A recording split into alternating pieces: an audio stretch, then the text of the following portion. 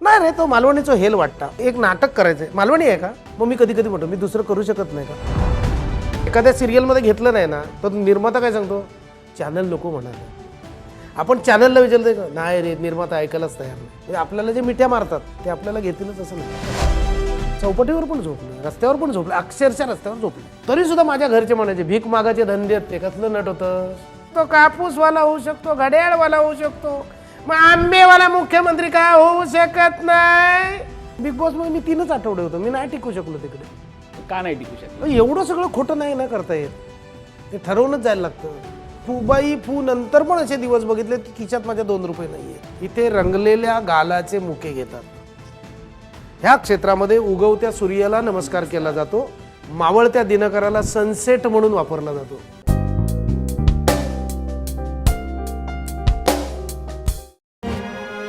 Legacy starts when together the undone is done. PNG Jewelers. Legacy is our biggest gold. नमस्कार, PNG presents त्याची गोष्ट मध्ये तुम्हा सगळ्यांचं खूप खूप स्वागत आहे.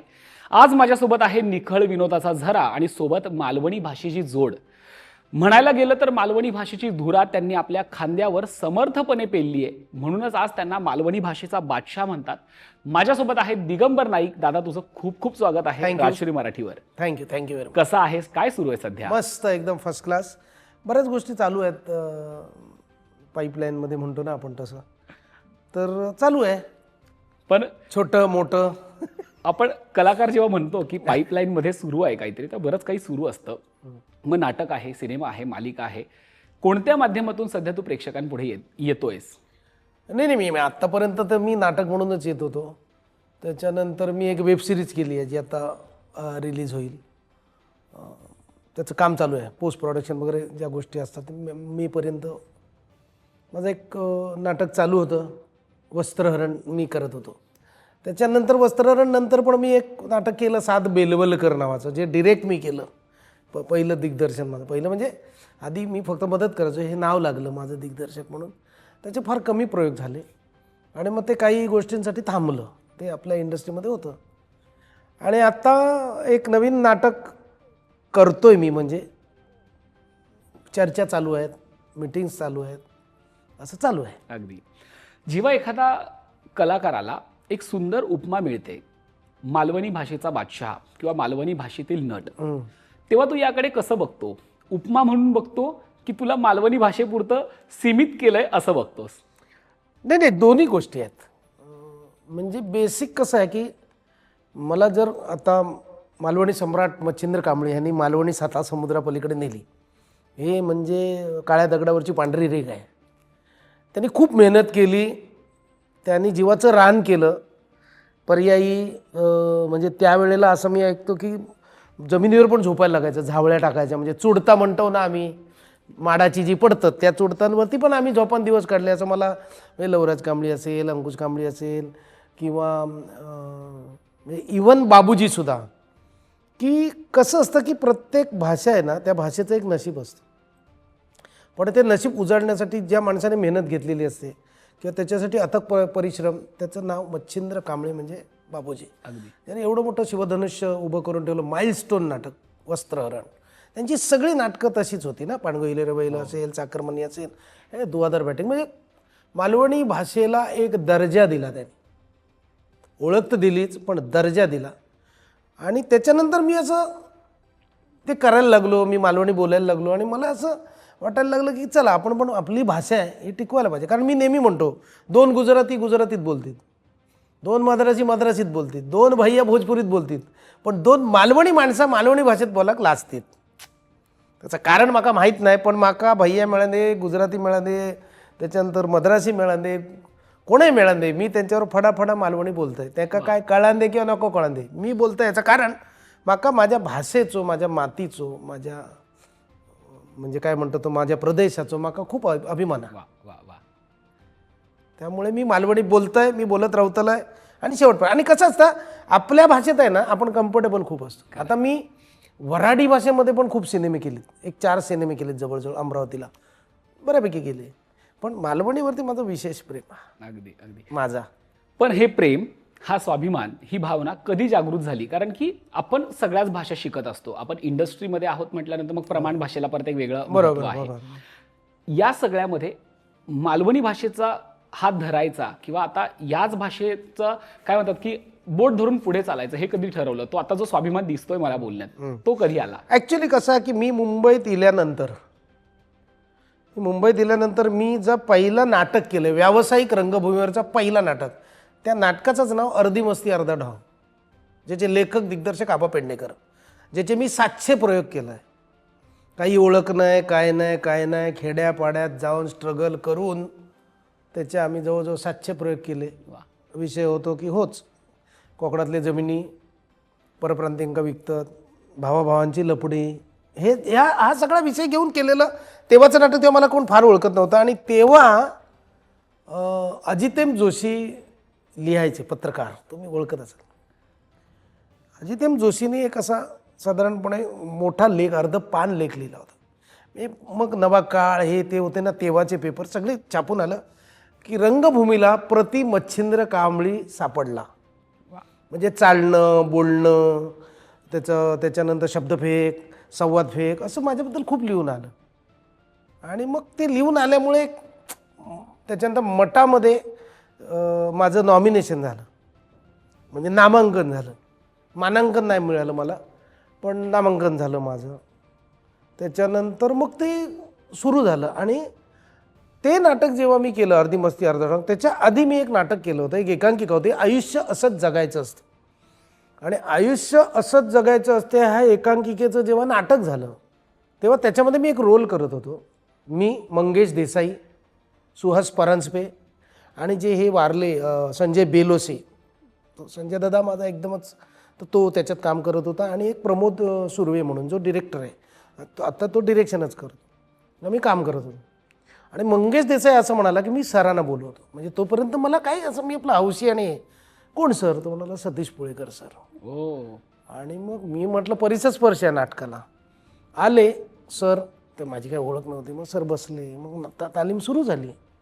आणि म्हणतो ना एखादा मोठा माणूस किंवा असं, तो म्हणजे हेच आहेत ना, ते थोडक्यात द्रोणाचार्य आहे ना तो. अगदी त्याचे खूप एकलव्य फिरतात त्यांच्या हाताखालचे. आता पण त्यांनी तालीम सगळी अशी सुरू झाली. त्यांनी पहिल्यापासून शेवट ते मला म्हणाले, तू कोकणातला आहेस काय दिगंबर? म्हटलं हो सर. अरे मग त्या भाषेत कर ना. मी माझं हे जे क्रेडिट आहे हे सतीश पुळेकर सरांना जातं, कारण त्यांनी तेव्हा ओळखलं. आणि मालवणीत मी खूप बॅटिंग केली, खूप. त्याचे प्रयोग कमी झाले असतील, मला वाटतं 25-30 त्या काळात प्रयोग झाले. माझाच मित्र होता संदीप महाजन म्हणून, तो त्याचा निर्माता होता. आणि आशिष देव त्याचे लेखक दिग्दर्शक होते. आणि माझ्यावर मंग्या बिंग्या होता. मंग्या माझा खूप जुना मित्र आहे, म्हणजे सॉरी मंगेश देसाई आता निर्माते ते वगैरे, पण मंग्या माझा खूप जुना मित्र, सुहास. मग आम्ही ते केलं, तेव्हापासून माझी ओळख झाली. आणि मग मी इंडस्ट्रीमध्ये ना, म्हणजे कसं आहे, लोकांना कळायच्या आधी इंडस्ट्रीमध्ये नट कळावा लागतो निर्मात्याला. तर तेव्हा मी कळलो अर्धी मस्ती. आणि मग तेव्हा मी त्याच्याबरोबर एक नाटक केलं, त्याचं नाव होतं मिस्टर नामदेव म्हणे.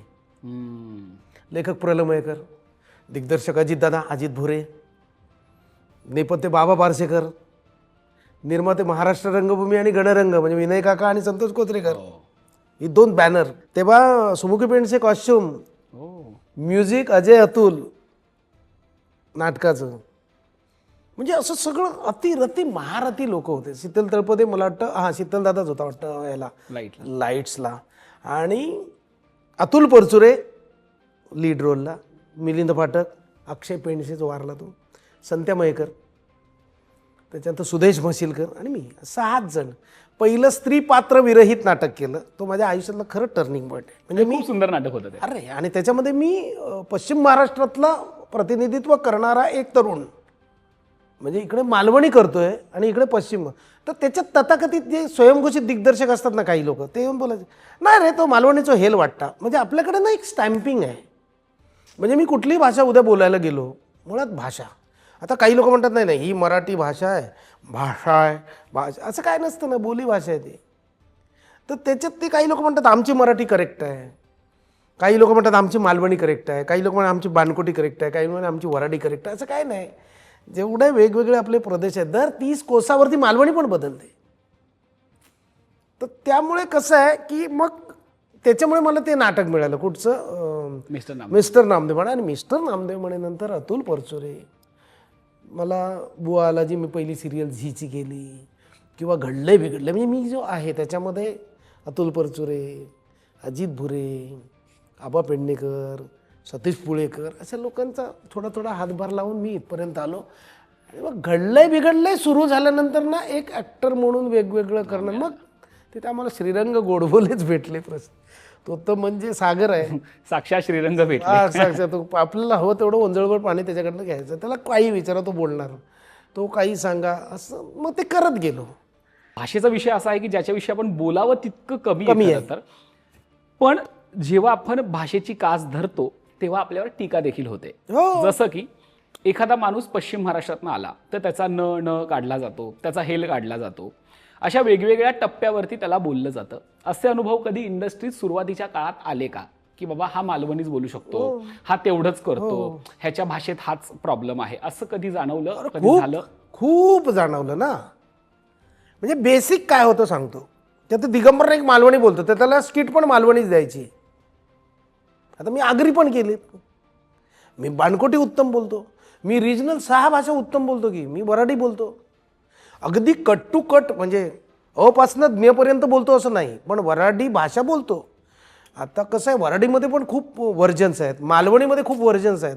भाषा अगदी कोसाकोसावर बदल. हा, म्हणजे तुम्ही दोडामार्गला गेलात ना तर खुई म्हणतात ना, तेच तुम्ही कुडाळला तर खय म्हणतात, तेच तुम्ही खारेपाटणला कुठे चाललास, ती रत्नागिरीपासून बदलत जाते ना. बाणकोटी पण तशीच आहे ना, काय समजली म्हणजे बाणकोटी आहे. आणि दुसरीता तिकडे गेलेलं तर जे वैभव बोलतो ती भाषा पण बाणकोटी आहे. पण टीका होते की आता काही लोक मालवणी असं बोलतात, आणि हे दुःख बाबूजींचं पण होतं. म्हणजे बाबूजी आता कसं आहे की काही काळ जो त्यांनी, आणि मी फार नाही, मी नाटकात कधीच त्यांच्याबरोबर काम नाही केलं बाबूजींबरोबर, पण आम्ही ना श्रीरंग गोडबोले, झी गौरव, त्याच्यात 31 डिसेंबरचा असतो ना, 31 नाईटचा एक इव्हेंट झी मराठी करायचं, नवीन वर्षाचा झी स्वागत मराठीवरती मी खूप काम केलं ना, आणि मला जे प्रसिद्धी पण खूप मिळाली झीमुळे. म्हणजे मी पहिल्यांदा नारायणराणे परफॉर्म केला तो झी मराठीवर. अर्थात दादानी माझं खूप कौतुक केलं, त्यामुळे मी ते करत गेलो. असं आपल्याला रिकग्नायझेशन असतं ना, ते झीमुळे मिळालं, ते आपण नाकारूच शकत नाही. तर भाषेमुळे आता मी समजा मला एक नाटक करायचं आहे, मालवणी आहे का, मग मी कधी कधी म्हणतो मी दुसरं करू शकत नाही का. अरे मी विच्छाचे पण 7.5चे प्रयोग केले, पण तेच विच्छा करत असताना त्याच्यात कास्टिंग करताना दिग्या नको रे असं का म्हटलं जातं मला कळत नाही. असू दे, म्हणजे मला काही फरक नाही पडत, मी लोकनाट्य पण उत्तम करतो, लोकनाट्याचा बाज असलेलं. आता मला मालवणीचा अभिमान आहे बाबा, आणि मालवणीत मी करतो. मी हेही म्हणतो की मला माझ्या आसपास पण कोण नाही आहे मालवणी भाषेत. हां, आता माका आंबा व्हया असं बोललेली पण मालवणी आहे असं सांगणारी झी मराठीच होती. रात्रीचे खेळ चाले त्यांना चाललं. मी कुठेतरी पश्चिम महाराष्ट्र, विदर्भ, मराठवाड्यातले लोक पण मालवणी बोलतातच की. ते किती चुकीचं बोलतात किंवा किती चांगलं बोलतात हे ठरवणारा मी पण नाही, किंवा कोणा रसिक प्रेक्षक, मायबाप रसिक प्रेक्षक ठरवू शकतो. पण याच्यावरनं होतं ना, टाईप कास्ट आपल्याकडे आहे ना, टाईप कास्ट खूप आहे ना आपल्याकडे. तुम्ही साऊथची फिल्म बघा किंवा बाकीची फिल्म बघा, एकात तुम्हाला तो व्हिलन दिसतो, तर दुसऱ्या फिल्ममध्ये तुम्हाला तो कॉमेडियन पण दिसतो, तर तिसऱ्यामध्ये तो तुम्हाला अजून काय. कसं तुम्हाला सांगतो ना की टीका करणं खूप सोपं आहे. टीका ही सोपी गोष्ट आहे ना. म्हणजे आपण चिखलाला का घाबरतो, आपल्या अंगावर उडेल ना, घाण लागेल, आपले पाय मागतील, नेमकं त्याचाच माज तो चिखल करत असतो. घाबरतो मला, मी चिखलाबद्दलच बोलत नाहीये. अच्छा, कितीतरी आता एक दिग्दर्शक आहे, त्याने मला खूप लेक्चर दिला, तू जॉनर बदल. मी 3 महिन्यांनी त्याला फोन केला, अरे जॉनर बदलू म्हणजे काय, काम दे ना काहीतरी. अरे यार ठीक आहे यार, मग कशाला सांगतो जॉनर बदल, मी करतो चांगलं आहे ना. करेक्ट. मग त्याने एकदा मला बघितलं आणि तो म्हणाला, आईला फर्स्ट टाइम तुझ्याबरोबर काम करतो. मी सांगतो, कथाकथी नावाचा एक कार्यक्रम केला होता, अविनाश नारकर त्याचे निर्माते होते, आणि दिग्दर्शक सांगतो वैभव चिंचाळकर. दिग्या तू ना उत्तम व्हिलन करू शकतो. त्याच्यानंतर वैभव चिंचाळकरने खूप कामं केली आजपर्यंत, 15-16 वर्ष झाली, कधीही मला बोलवलं नाही. मग मला असं म्हणायचं की तुझं मला बोलवत नाहीस तर तुला सांगायचा पण अधिकार नाही ना, तू तुझा जॉनर बदल, असं मला वाटतं. मग तेच मी आता माझी माणसं केलं सन मराठीवरती 2 वर्ष व्हिलन केला, त्याच्यानंतर तिकडी केलं, व्हिलन केला, लोकांनी ॲप्रिशिएट केला. म्हणजे काही दिग्दर्शक असे असतात की ते ॲप्रिशिएट पण करतात की सर तुम्ही सॉलिड करू शकता हो व्हिलन. आपल्याकडे जज करणं जास्त आहे का? जज करणं आहे आणि टाईपकास्ट. म्हणजे एखादा सिरियस असेल, म्हणजे मी तुम्हाला सांगू का, एका कार्यक्रमामधनं मला रात्री 11:15 वाजता काढलं. हवालदारचं कॅरेक्टर होतं, मी केस कापले, मी तयारीत, आता मला कामाची गरज पण होती. कारण प्रत्येक, हे बघा, अभिनय किंवा अभिनेता हे कधीच, हे कायम शिकतो आपण, परिपूर्ण कोणी नाही, परिपक्व तर कोणीच नाही. म्हणजे जे मी करतो तो समोरचा करूच शकेल असं नाही, आणि जो तो करतो ते मी करूच शकणार नाही असंही नाही. म्हणजे एखादं तुझा रोलच नव्हता रे त्याच्यात, असं नसतं ना. म्हणजे असं म्हणतात ना, कसं असतं बघा, एखाद्या सिरियलमध्ये घेतलं नाही ना तर निर्माता काय सांगतो, चॅनल नको म्हणालं. आपण चॅनलला विचारलं, नाही रे निर्माता ऐकायलाच तयार नाही. हे आपल्याला सवय झाली, मला तर वर्षानुवर्ष सवय झाली आहे. तर ती जी टाईप कास्ट होते त्याने मला रात्री 11:15 वाजता काढलं, असं की 11:15 वाजता शेवटचा फोन उचलला प्रोडक्शनवाल्याने, दुसऱ्या दिवशी फोन उचलला, तिसऱ्या दिवशी, 5-6 दिवसानंतर मला असं कळलं की त्याच्यामध्ये माझ्या जागेवर दुसरा कोणतरी काम करतोय. तर मला वाईट वाटलं. म्हणजे मला अवॉर्ड सोहळ्यात नाही सिरियलमध्ये, डेली सोपमध्ये लक्ष नावाची सिरियल, आता सांगायला काय, लक्ष नावाची सिरियल, त्याच्यात मी हवालदारच्या कॅरेक्टरसाठी मी ऑडिशन दिलं तेव्हा. म्हणजे फुबाई फू नंतर सांगतो, स्ट्रगल संपलं नव्हतं की दिगंबर नाईकला ओळखतात, सेलिब्रिटी आहे. काय सांगितलं, अरे तो इथे कॉमेडी करतो ना, फुबाई फूवाला आहे तो कसं काय इकडे म्हणजे वारकरी टाईप रोल होता, हवालदार कसं काय करेल. अरे पण तोच दिगंबर नाईक पाऊले चालती पंढरीची वाटणाचा सुपर हिट शो दिला मी सामचा, वारकरीच करायचो ना तिकडे. म्हणजे हे लोक विचार करतात. काय होतं, आता एखाद्या चॅनल हेडने हा विचार केला, 3 वर्षांनी तो बदललेला असतो. तर मग मला वाईट वाटलं, मला गरज होती कामाची. बरं, भूषण तेलंग तेव्हा प्रोडक्शन करायचे, ते फोनच उचले ना, ते दिग्या काय सांगू यार तुला, रात्री 11:15 वाजता डिसिजन झालं. नो प्रॉब्लेम, असं होतं. ठेविले अनंते तैसेची राहावे, चित्ती असू द्यावे समाधान, मला काही फरक पडत नाही. अगदी असे अनुभव आहेत. म्हणूनच कधीतरी चांगल्या अनुभवांचं पारडं जास्त आपल्याला महत्त्वाचं वाटतं आणि जड वाटतं. आणि त्यातलाच एक चांगला अनुभव म्हणजे वस्त्रहरण. बरोबर. त्या नाटकानं ओळख दिली, सगळंच दिलं. नेमकं काय दिलं? नाही ॲक्च्युली चांगला अनुभव असं नाही. जेव्हा सुरुवातीला आलं ना वस्त्रहरण, जेव्हा संतोष मयेकरने केलं, तेव्हा माझी आणि प्रसाद कांबळेंची ओळख नव्हती. पण बाबूजी जस्ट गेले होते. तेव्हा मला इच्छा होती की वस्त्रहरण मी करू शकतो. मला नाही घेतलं कारण मला कोण ओळखत नव्हतं. तेव्हा संतोष मयेकर हे सुद्धा नाव, तेव्हा संतोष मयेकर नाव बऱ्यापैकी होतं, कारण तो घडले बिघडलेल्यामध्ये बऱ्यापैकी काम करायचा. आणि कॅरेक्टर तो बाबूजींबरोबर त्यांनी काम केलं म्हणून त्याला दिलं पहिल्यांदा. मग त्यांनी 200 प्रयोग केले, तोपर्यंत माझं फुबाई फू वगैरे झालं. आणि मग मला नाव जेव्हा आलं ना दिगंबर नाईक, म्हणजे सॉरी मी काय म्हणतात ते खूप हे नाही करत, म्हणजे काय आपल्या मालवणी शब्दात मग का घमेंड नाही आहे त्याची, पण मी नाव कमवलं, माझं नाव झालं, एक सेलिब्रिटी दिगंबर नाईक म्हणून ओळखायला लागली, लोक बोलवायला लागली. आणि मग त्याच्यानंतर जेव्हा नाटक केलं 31 प्रयोग, तेव्हा मी त्याच्यात आलो, कारण ते नाटकच सेलिब्रिटी वस्त्रहरण होतं. मग त्याच्यात मी होतो, प्रदीप पटवर्धन, सुनील तावडे, रेशम टिपणीस, विशाखा सुभेदार, त्याच्यात गोप्या कुशल बद्रिकेने केला होता, कुशल बद्रिके असे होतं. भारत गणेशपुरे, तेव्हा भारत गणेशपुरे जस्ट आला होता, म्हणजे फेम नव्हता काय फार त्याला, तेव्हा ओळखत नव्हतं तसं कोण, पण तो करायचं काम. म्हणजे मी जे केलं ना ते नाट्य प्रयोग केले सेलिब्रिटींबरोबर. म्हणजे आता 3री टीम होती आताच्या वेळेला, मग 2nd टीम होती, त्याच्यात मनमीत प्रेम, मयुरेश प्रेम, देवेंद्र प्रेमनी काम केलं होतं स्वतः. म्हणजे मी भाग्यवानच आहे, एवढ्या लोकांबरोबर मला काम करायला मिळालं.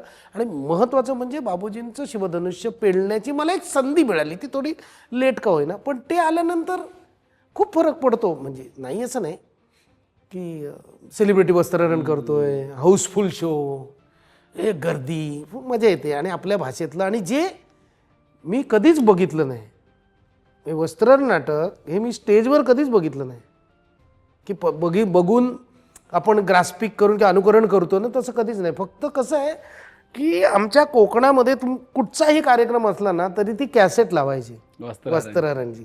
सत्यनारायणची पूजा असंदे, कोणाचं बारसो असंदे, नाहीतर गणपती असंदे, दिवाळी असंदे, ती वस्त्रहरणची कॅसेट एकतर म्हणजे 50 घरं असली तर एखाद्या घरात टेप रेकॉर्डर असलो तर असलो. तेव्हा लाऊडस्पीकर मागायत ना, मोठे मोठे भोंगे, आणि मग त्या लाऊडस्पीकरवालो ती कॅसेटला, आणि ती ऐकाने इतकी पाठ झालेली की मी ना इमॅजिन करायचो की बाबूजी असे चालत असतील आणि मग योगायोगाने बाबूजींनी आणि मी पहिलं जे काम केलं एकत्र, ते काम आम्ही श्रीरंग गोडबोलेंच्या 31 डिसेंबरचा 31 नाईट म्हणून पूर्वी एक तासाचा कार्यक्रम व्हायचा रात्री झीवरती. आजही ते इव्हेंट म्हणतो आपण, इव्हेंट, त्याच्यामध्ये पहिलं काम केलं एकत्र समोरासमोर. अदरवाईज नामदेव म्हणेला ते बघायला आले, काम कधीच नव्हतं केलं. आणि मग आम्ही एकत्र काम केलं. मग आम्ही बोलायला लागलो.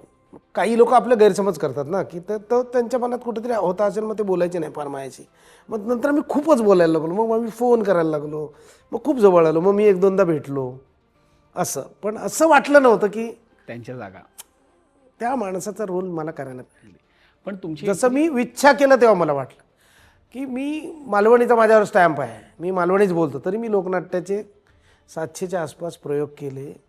आणि एवढं 1265 दादानी, त्याच्यानंतर विजय कदम सरांनी किती केले माहीत पण नाही, किंवा त्याचे अजून एक कोणतरी पुण्यात करायचे, खूप लोक करायचे. खूप लोकं. एवढ्या सगळ्या गर्दीत आणि एवढ्या म्हणजे पूर्ण घातलेल्या त्या नाटकाचे मी जर 600-700 प्रयोग करत असेन तर म्हणजे क्रेडिट गोज टू. पण दादांचा रोल केला, पण नशिबाने मी हे केलं बाबूजींचं. तर ते एक असतंच ना शेवटी. वस्त्रहरणमध्ये तुमची एंट्री संतोष मयेकर असताना झाली की त्यांच्या नंतर झाली? नाही, संतोष मयेकर होते तेव्हा. कारण 5000वा प्रयोग जो झाला, ज्याच्यामध्ये सगळे राजकारणातले अतिरथी महारथी, आपल्या इंडस्ट्रीतले अतिरथी महारथी, असा जो शो झाला फार मोठा 5000वा. त्याच्यामध्ये दामले, भरत जाधव, प्रशांत दादा होता, भरत जाधव, तो संतोष मयेकरांनी केला ना, तात्या सरपंच. त्याच्यानंतर संतोषने 200 प्रयोग केले. त्यांनी 200 प्रयोग केले. नंतर ते नाटक थांबलं. का थांबलं मला माहीत नाही, कारण तेव्हा माझी आणि प्रसाद कांबळेंची ओळख पण नव्हती. मग नंतर फूबाई फू आलं माझं. फूबाई फूमध्ये मला एक रिकग्नायझेशन मिळालं. दिगंबर नाही घराघरात केला आणि एक मालवणी कलाकार म्हणून घराघरात केला बेसिक. कारण मी माझी भाषा सोडली नाही, मला माझी भाषा आवडते. मग मी त्याच्यात दशावतार केलं, मी आगरी केलं, तिकडे बाणकोटी केलं, मी अजून कोकणी थोडंसं वापरून पण केलं, कारण मी बेसिक गोवा असल्यामुळे ते केलं आहे. पण मग 200 प्रयोग त्याने केले. त्याच्यानंतर थांबलं. त्याच्यानंतर एक मी पहिल्यांदा प्रसाद कांबळे असं समोरासमोर एका स्टेजवर, तो बाजूला माझ्या बसला आहे प्रसाद, मी त्याच्याशी बोलला हाय हॅलो, हे फर्स्ट टाईम केलं. जे पहिलं मालवणी साहित्य संमेलन झालं आणि त्या साहित्य संमेलनाला मामा वरेरकर जे नाट्यगृह आहे आपलं मालवणचं, तिथे झालं. आणि त्या रंगमंचाला मच्छिंद्र कांबळी रंगमंचाचं नाव दिलं, कारण बाबूजी गेले होते. त्या दिवशी वस्त्रहरणचा प्रयोग होता तिकडे. म्हणजे जे साहित्य संमेलन झालं तेव्हा मी, मधु मंगेश कर्णे, घमू मराठे, गुरुनाथ कुलकर्णी, असे खूप मोठी लोक होती. प्रसाद कांबळे होते तेव्हा, लवराज कांबळे वगैरे, असे ते लोक पण होते. आणि मग तेव्हा मी मालवणीत भाषण केलं वगैरे. मग त्याच्यानंतर एकदा अचानक मला असा फोन आला मंगेश दादाचा, मंगेश कदम, का असं नाटक करतो, करशीत ना? म्हटलं करेन ना मंगेश दादा, काय प्रॉब्लेम. आणि मग मी वस्त्रहरण केलं. आणि माझं वस्त्रहरण जेव्हा चालू होतं सेकंड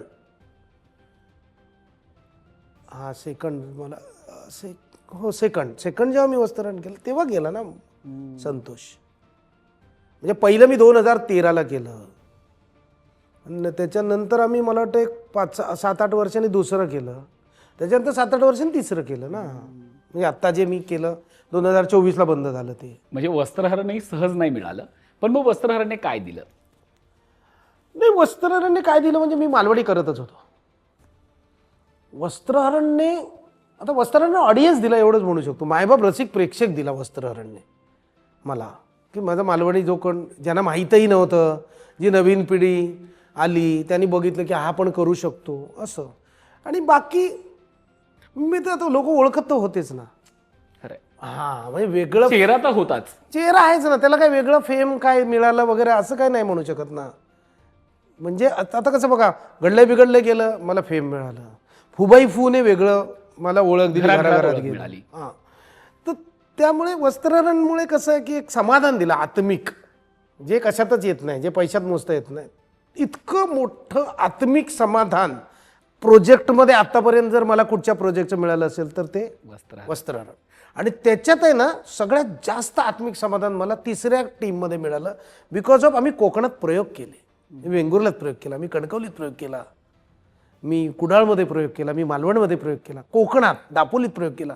कोकणाचं जे असतं ना, एक कोकणात बाबूजी जे प्रयोग तेव्हा करत असतील आणि आता मी करतोय, मुख्य पात्र करतोय माइलस्टोन नाटकातलं, हे काही छोटी गोष्ट नाही. खूप मोठी गोष्ट आहे. खूप आत्मिक फार मोठं समाधान मला त्या नाटकाने दिलं. अगदी. आणि भद्रकालीचं बॅनर. आपण एखाद्या भाषेचा मान सन्मान करतो, ते एक समाधान आपल्याला असतंच. पण भाषेमुळे आपला सन्मान जेव्हा होतो त्याचं एक समाधान खूप मोठं असतं. बरोबर. मालवणी भाषेमुळे पहिला सन्मान कधी झाला आठवतोय का? की दिगंबर नाईकला मालवणी अभिनेता म्हणून सन्मान मिळाला, जो खूप पैशांपेक्षा अनमोल होता. पहिला सन्मान असा की नाही, जो मनात साठला. नाही, कसं आहे तुम्हाला सांगतो, म्हणजे सॉरी पण माझ्या कोकणातल्या मायबाप रसिक प्रेक्षकांना कदाचित लागेल आणि वाईटही वाटेल, पण मालवणी अभिनेता असं मला सगळेच बोलतात. आता अरे बाबूजी नंतर आता तूच आमचं मालवणी अभिनेतो असं सगळं बोलतात. पण मालवणी अभिनेता म्हणून असं फार मोठा काहीतरी सन्मान माझा केला, घरकी मुरकी दाल बरोबर असतं ना कोकणातल्या. आणि कोकणातल्या लोकांना कोकणातल्या लोकांचं फार मोठे पण नाही आहे. म्हणजे मी फुबाई फू करत असताना काय फार माझं कौतुक बिवतुक झालं असं काय नाही. नाही, मालवणीत लोक होते ना तिथे. राकेश सारंग कोकणातले आहेत, ते प्रोड्युसर होते. परीक्षक निर्मिती सावंत कोकणातली. आता त्या म्हणतात की त्यांना मालवणी बोलता येत नाही, तर मला माहीत नाही, म्हणजे कदाचित नसेल बोलता येत, पण त्या कोकणातल्याच होत्या. उलट मला जास्त कौतुक स्वप्नील जोशी करायचा. म्हणजे मालवणी, सॉरी कदाचित वाईट वाटेल पण मी खूप स्पष्टवादी आहे, मला काही फरक पडत नाही. म्हणजे कसं मालवणी अभिनेता म्हणून मला स्वीकारलंच असेल मला वाटतं आत्ता वस्त्रहरण केल्यानंतर. तोपर्यंत जातीक जात नसाय अळवा धगलो द्यासाय, हा मालवणी माणसाचा प्रॉब्लेम आहे. मालवणी निर्मात्याला किंवा मालवणी माणसालाच मालवणी माणूस नको असतो. अदरवाईज मी किती बिझी राहिलो असतो. तुम्ही म्हणजे ऑफ द रेकॉर्ड जर तुम्ही विचार केला तर आता जेवढ्या सिरियल चालू आहेत बरेचसे निर्माते मालवणी आहेत ना. दिगंबरने एकही दिवस घरी बसला नसता जर त्या मालवण्याला ह्या मालवण्याचा अभिमान वाटला असता. तर अभिमान मरू दे, आत्मीयता जरी वाटली असती ना तरी, म्हणजे आता आदेश बांदेकर मालवणीच आहे ना. बरं माझा मित्रच आहे तो. बरं मी जे तुम्हाला म्हटलं रात्री 11:15 वाजता मला त्याच्या सिरियलमधनं काढलं. म्हणजे कुठची सिरियल सांगतो तुम्हाला, आपली ही लक्ष. आणि तेव्हा चॅनल 8 ती ही होती, काय तिचं नाव बघा, आता त्यांचं नाव पण नाही आठवत, श्रावणी देवधर. त्यांचं मत असं होतं, अरे हा कॉमेडी करतो, हा सिरियस कसं करेल. त्यांचं मत असू शकतं, माझं काही ऑब्जेक्शन नाही, कारण तेव्हा चॅनल 8 म्हणून त्यांना तो डिसिजन वाटला असेल. पण बांदेकरांना असं नाही वाटलं की बाबा अरे मालवणी पोरगा आहे, मी मालवणी आहे, चला माझ्या सिरियलमध्ये घेऊया. कितीतरी आता मालवणी सिरियलमध्ये मालवणी लोक नको असतात, मालवणी सिनेमांमध्ये मालवणी लोक नको असतात. मी बोललो ना माका आंबा व्हाया असं मालवणी बोलतात ते. म्हणजे हापूस नावाची फिल्म आली की नाही, त्याला फिलर म्हणून मी गाणं डबिंग भरून दिलं. तेव्हा मी अभिजितला बोललो ते सगळं, मला नाही घेतलंस तू, हापूस आहे रे, कोकणातलं आहे. नाही होत. आता दशावतार बघितल्यानंतर मला 100 लोकांनी फोन केला, तू कसं नाही. वाटलं नसेल त्यांना, ते ओळखत नसतील मला, किंवा मला घेतल्यामुळे काय फरक नाही पडत असं वाटत असेल त्यांना. आता मुळात दशावतार हा आमचा गाभा आहे हो, त्यांना बघून मोठा झालोय मी. म्हणजे मी जास्तीत जास्त शिक्षकांचा मार त्याच्यासाठी खाल्ला असेल तेव्हा, की दशावतार रात्रभर बघतो आणि शाळेमध्ये पेन काढतो. सो तुमचा प्रश्न असा होता की मालवणी म्हणून सन्मान मिळाला, तुला मिळालेला सन्मान कधी. बघा मनात असेल, आमची मालवणी माणसांना हे नाही होत, म्हणजे कधी कधी रिॲक्ट पण नाही होत ना, की बरं मी रिॲक्ट झालो आणि असं कौतुक केलं असं नाही होतं. मुळात कौतुक करतानाच 4 वेळा विचार करते, अरे करू की नको आता काय असं. म्हणजे एकमेव प्रसाद कांबळी आहे जो मालवणी निर्माता, त्याच्याकडे मी काम केलं. ते पण कदाचित पर्याय नाही म्हणून केलं असेल, की आता वस्त्रहरणमध्ये कोण करणार, दिगंबर नाईक नाही तर म्हणून असेल. बाकी त्याच्या दुसऱ्या नाटकात कुठच्याच मी काम नाही केलं. कदाचित माझ्या जॉनरचं काम नसेल, म्हणजे ते लोक म्हणतात ना तुझ्या जॉनरचं नाही म्हणून. बघा ना टेक्निशियन सगळे तेच आहेत की, तुम्ही जर टेक्निशियन कुठच्याही क्षेत्रामध्ये जर तुम्ही विचार केला तर आजच्या तारखेला बघा, म्हणजे क्रिकेट दिलीप वेंगसरकर, सुनील गावस्कर, सचिन तेंडुलकर. त्याच्यानंतर तुम्ही संगीतामध्ये आलात, त्या संगीत क्षेत्रामध्ये तर केवढे तरी लोक आहेत, अतिरथी महारथी आहेत ना. त्याच्यानंतर तुम्ही समजा कलाक्षेत्रात आलात तर कलाक्षेत्रामध्ये तर सगळेच आहेत. सगळेच म्हणजे टेक्निकलमध्ये सगळ्यात बाप लोक, बॅकस्टेज पासून ते अगदी निर्मात्यांपर्यंत. बॅकस्टेज पासून निर्मात्यापर्यंत सगळे आपलेच आहेत. बघा ना तुम्ही किती कुठच्याही क्षेत्रात. बरं तो कोकणातला म्हणजे तो रत्नागिरीतला असेल, तळ कोकणातलाच आहे असं नाही, पण असे कितीतरी लोक आहेत जे आपल्या प्रत्येक क्षेत्रामध्ये आहेत. साहित्यामध्ये बघा ना केवढी नावं आहेत. जयवंदळी, मधु मंगेश कर्णिक, अमू मराठे, पु ल देशपांडे, रत्न म्हणजे कोकणातला माणूस. आपल्याच माणसाला आपल्याविषयी आत्मीयता नसणं. हा आपल्या माणसाला आपल्या आत्मीयता नाही, पण हा फक्त कोकण प्रांतासाठी आहे. तुम्ही पश्चिम महाराष्ट्र, विदर्भ आणि मराठवाड्यात जा, तिकडच्या कलाकारांचा, तिकडच्या लोकांना प्रचंड अभिमान आहे, प्रचंड त्यांच्याबद्दल आत्मीयता आहे. तिकडचा माणूस त्याला प्रॉपर सांभाळून घेईल. प्रॉब्लेम असं झालं आहे की मालवणी माणसांना म्हणजे कोकण आपण पकडलं समजा त्याला तो नट नको आहे. पुन्हा पश्चिम महाराष्ट्र, विदर्भ त्यांना तो नट नको आहे. बरं ह्यांना ते हवे आहेत, पुणेकर, अमुक तमुक. मग ह्या माणसाने जायचं कुठे, हा मोठा प्रश्न असतो. पण मला असं वाटतं की समय से पहले और भाग्य से ज़्यादा किसी को कुछ नहीं मिलता. कोणी किती विश्वास ठेवू दे किंवा नको ठेवू दे, विधी लिखित हा एक शब्द जो प्रयोग आहे हा खरा आहे. म्हणजे आपल्याला जे मिठ्या मारतात ते आपल्याला घेतीलच असं नाही, किंवा ज्याची आपल्याला जो आपल्याला ओळखत सुद्धा. मी आत्ता जी वेबसिरीज केली त्यांना मी ओळखत नव्हतो, जे साताऱ्याचे आहेत, नितीन वाडेवाले आणि नितीन पवार. त्यांचा हट्ट होतं दिगंबर नाईकच पाहिजे, ज्यांनी मालवणी केलं. आणि असे कितीतरी आमच्या कोकणातले लोक आहेत ज्यांना म्हणजे समजा तिथे प्रोडक्शनवाला बाहेरचा असेल आणि त्याने सजेस्ट केलं तर मला घेतलेलं नाही आहे. म्हणजे कोणाला आपण आवडू हे सांगता येत नाही ना. ही प्राप्त परिस्थितीवर मला वाटतं अवलंबून असतं आणि त्या त्या वेळेचं ते गमक आहे आणि गणित आहे. हा प्रवास खूप सुंदर आहे खरं तर, चढ उतारांनी भरलेला आहे.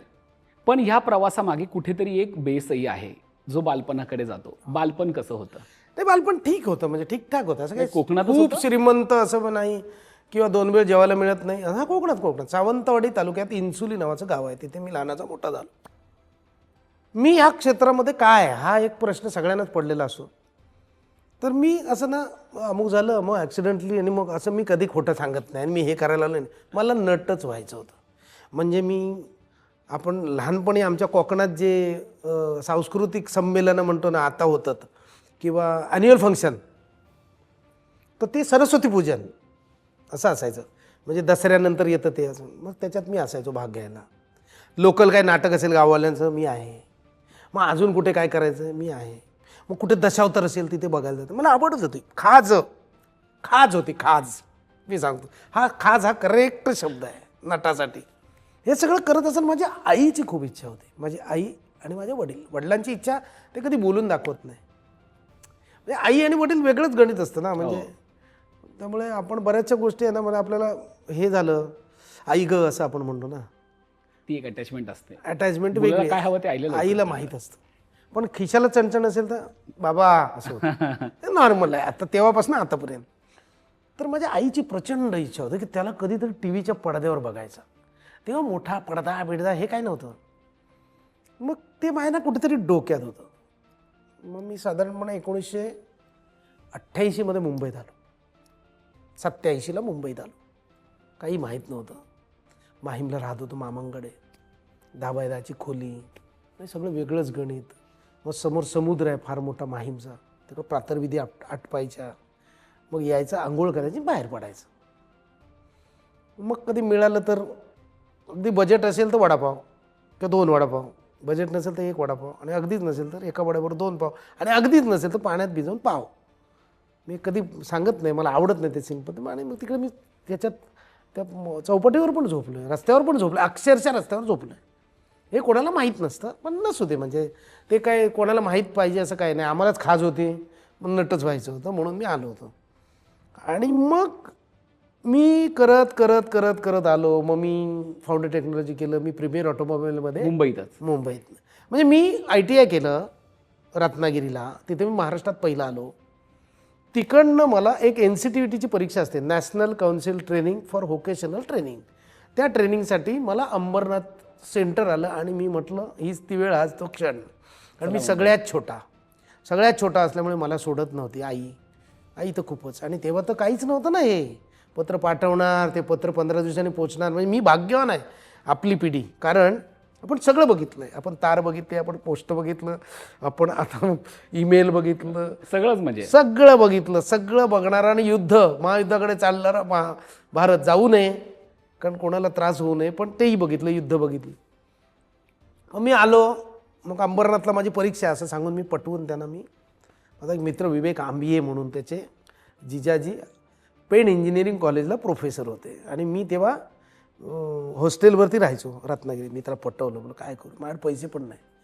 मग ते बिचारे महाजन म्हणून होते आणि त्या विवेकचे भाऊजी मला घेऊन माहीममध्ये आले आणि त्याने मला माहीममध्ये सोडलं आणि ते गेले. म्हणजे त्यांचाही कुठेतरी माझ्या ह्या करिअरमध्ये वाटा आहे.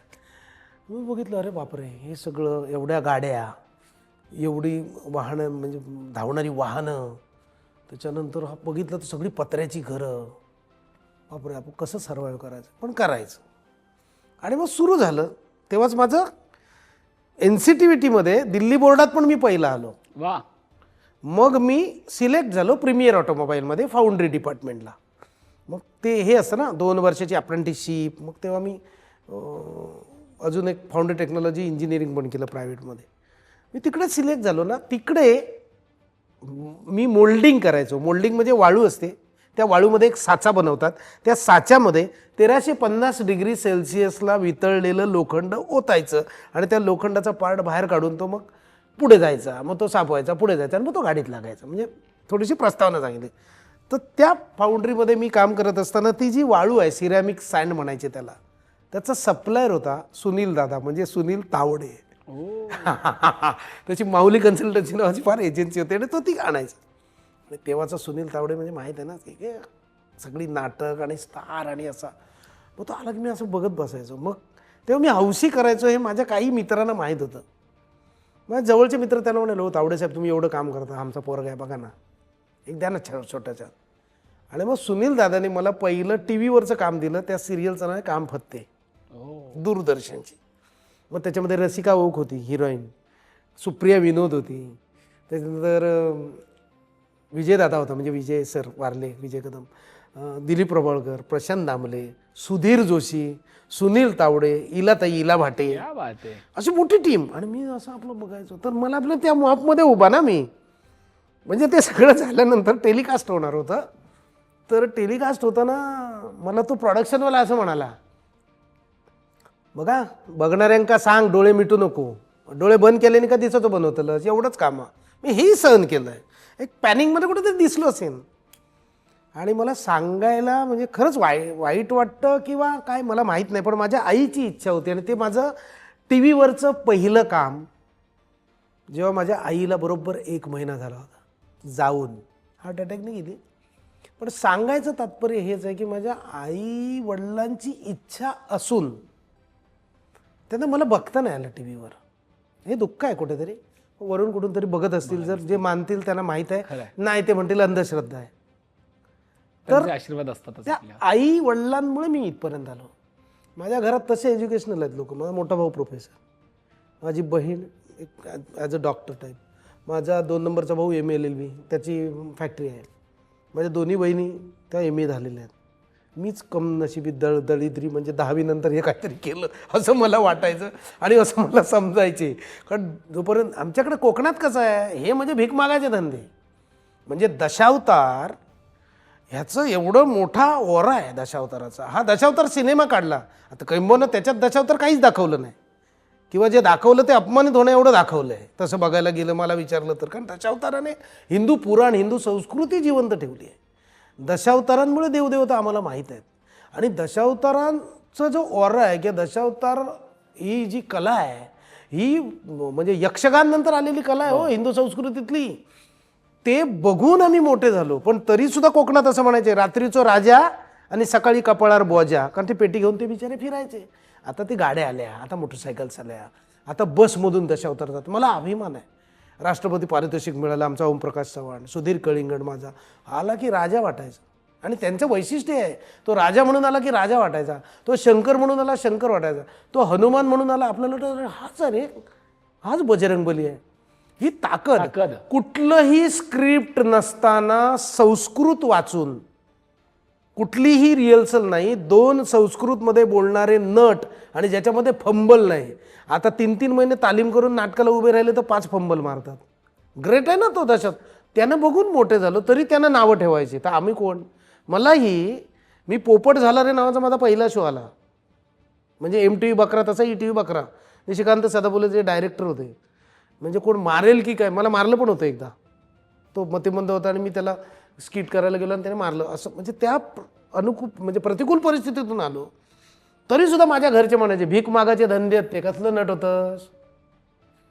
आणि असं करत करत करत करत आई वडिलांची इच्छा होती म्हणून मी इथपर्यंत आलो. अर्थात माझ्या सगळ्या भावंडांची म्हणजे साथ होती, म्हणजे नातेवाईक नाही, म्हणजे निदान आशीर्वाद तरी आहेत. साथ ते बिचारे देऊ शकत नव्हते कारण ते 500 किलोमीटर लांब आहेत. मी इकडे गटांगळ्या खात होतो, इकडे तिकडे फिरत होतो, पण त्यांना कौतुक आहे. आणि आजही हेच कमवलं, दुसरं काय नाही. अगदी. याच्यामध्ये एक उल्लेख झाला तो इंजिनिअरिंग बॅकग्राऊंडचा, की कम्प्युटर इंजिनिअरिंगचा. त्याच्याविषयी ऐकायला आवडेल की कम्प्युटर इंजिनिअरिंगचं मग पुढे काय झालं, नोकरी काय केली, झालं काय तुम्हाला केलं? सांगतो. मी ना केलं होतं फाउंड्री झाल्या बंद. मग मी मफतलाल कन्सल्टन्सीमध्ये नोकरीला लागलो. तिथे मी शिपाई म्हणून लागलो. टेबल पोस्टने हे, कारण संबंध होता, पहिलाच कम्प्युटर आला होता. तिकडे माझा मित्र होता संदीप कांबळे म्हणून, इंजिनियर होता, सोल्डरिंग बिल्डरिंग करायचा. आता तो व्हाईस प्रेसिडेंट आहे. म्हणजे माझ्याबरोबर काम केलेले सगळे इंजिनियर व्हाईस प्रेसिडेंट्स आहेत आता मोठ्या मोठ्या कंपनीमध्ये. म्हणजे विप्रो आहे ना, आता तुम्हाला माहीत आहे, तर तो विप्रोचा माणूस आमच्या ऑफिसच्या बाहेर तासन तास उभा राहायचा केबल विकत घ्यायला यायचं तेव्हा. मग ही सत्य परिस्थिती आहे. आता खूप मोठी झाली ना विप्रो. तर त्याने बघितलं असं तसं, अरे तू काय करतोस, मग असं आहे तसं आहे. मग मी एक शिक्षकी शाळा असते ना, तोच घंटा वाजवणार, तोच पौष्टिक खिचडी, तोच शिकवणार, तसं होतं तिथे.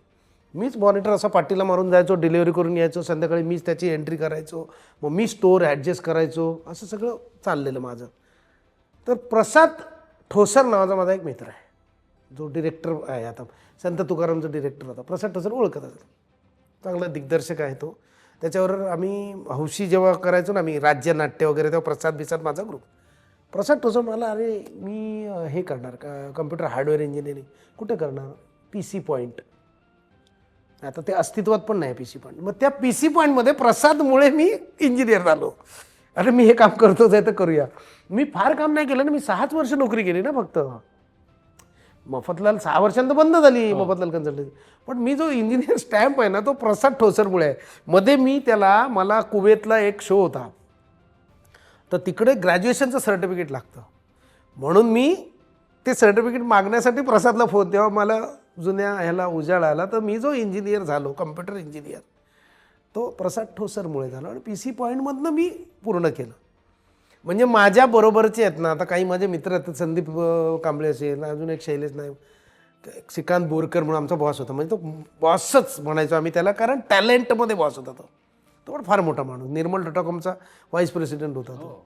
तर ते सगळे आहेत ना, त्यांच्यापैकी बऱ्याच लोकांना माहीत पण नव्हतं. आणि तेव्हा असं नव्हतं, म्हणजे मी इंजिनियर म्हणजे मी सॉलिड आहे, मग मी 8च तास ड्युटी करणार, असं नव्हतं. तेव्हा आम्ही रात्रंदिवस मेलेला असतो. उमेश कोरे म्हणून एक, तो म्हणजे कसं आहे की तुम्ही कुठचंही मशीन द्या त्याला, तो रिपेअर करणारच. तो असे सगळे जे त्या लोकांकडे शिकल्यामुळे ना, त्या लोकांकडनं संस्कार पण शिकलो.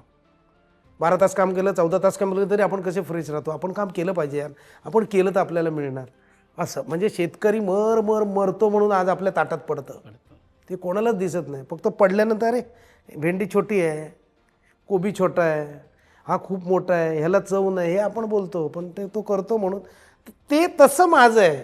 तेव्हापासूनचे ते संस्काराने काम करायची सवय आहे, म्हणून मी इंजिनियर झालो, बाकी काय नाही.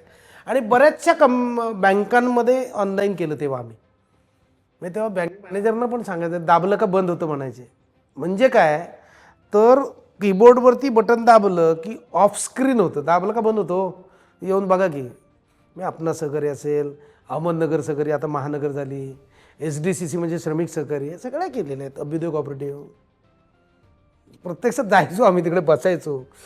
Alibag urban cooperative bank, Pen urban, खूप बँकांसोबत काम केलं. तर बरेचसे लोक आजही फोन करतात, कौतुक करतात असं.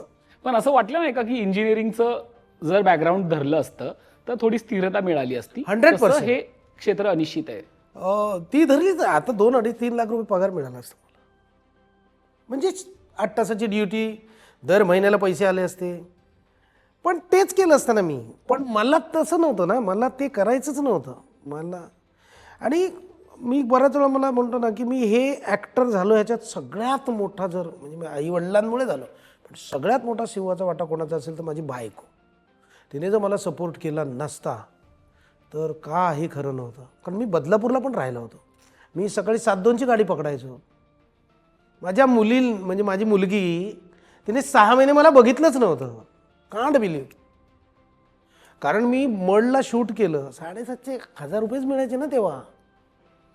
मडला शूट केलं, रात्री 11 वाजता पॅकअप झालं. मी तिकडनं कुठल्या सिरियलचं होतं हे? कुठचीही सिरियल असेल समजा तेव्हा तेव्हा मी बदलापूरला असताना मी कुठचं गेलो, बुवाला केलं होतं.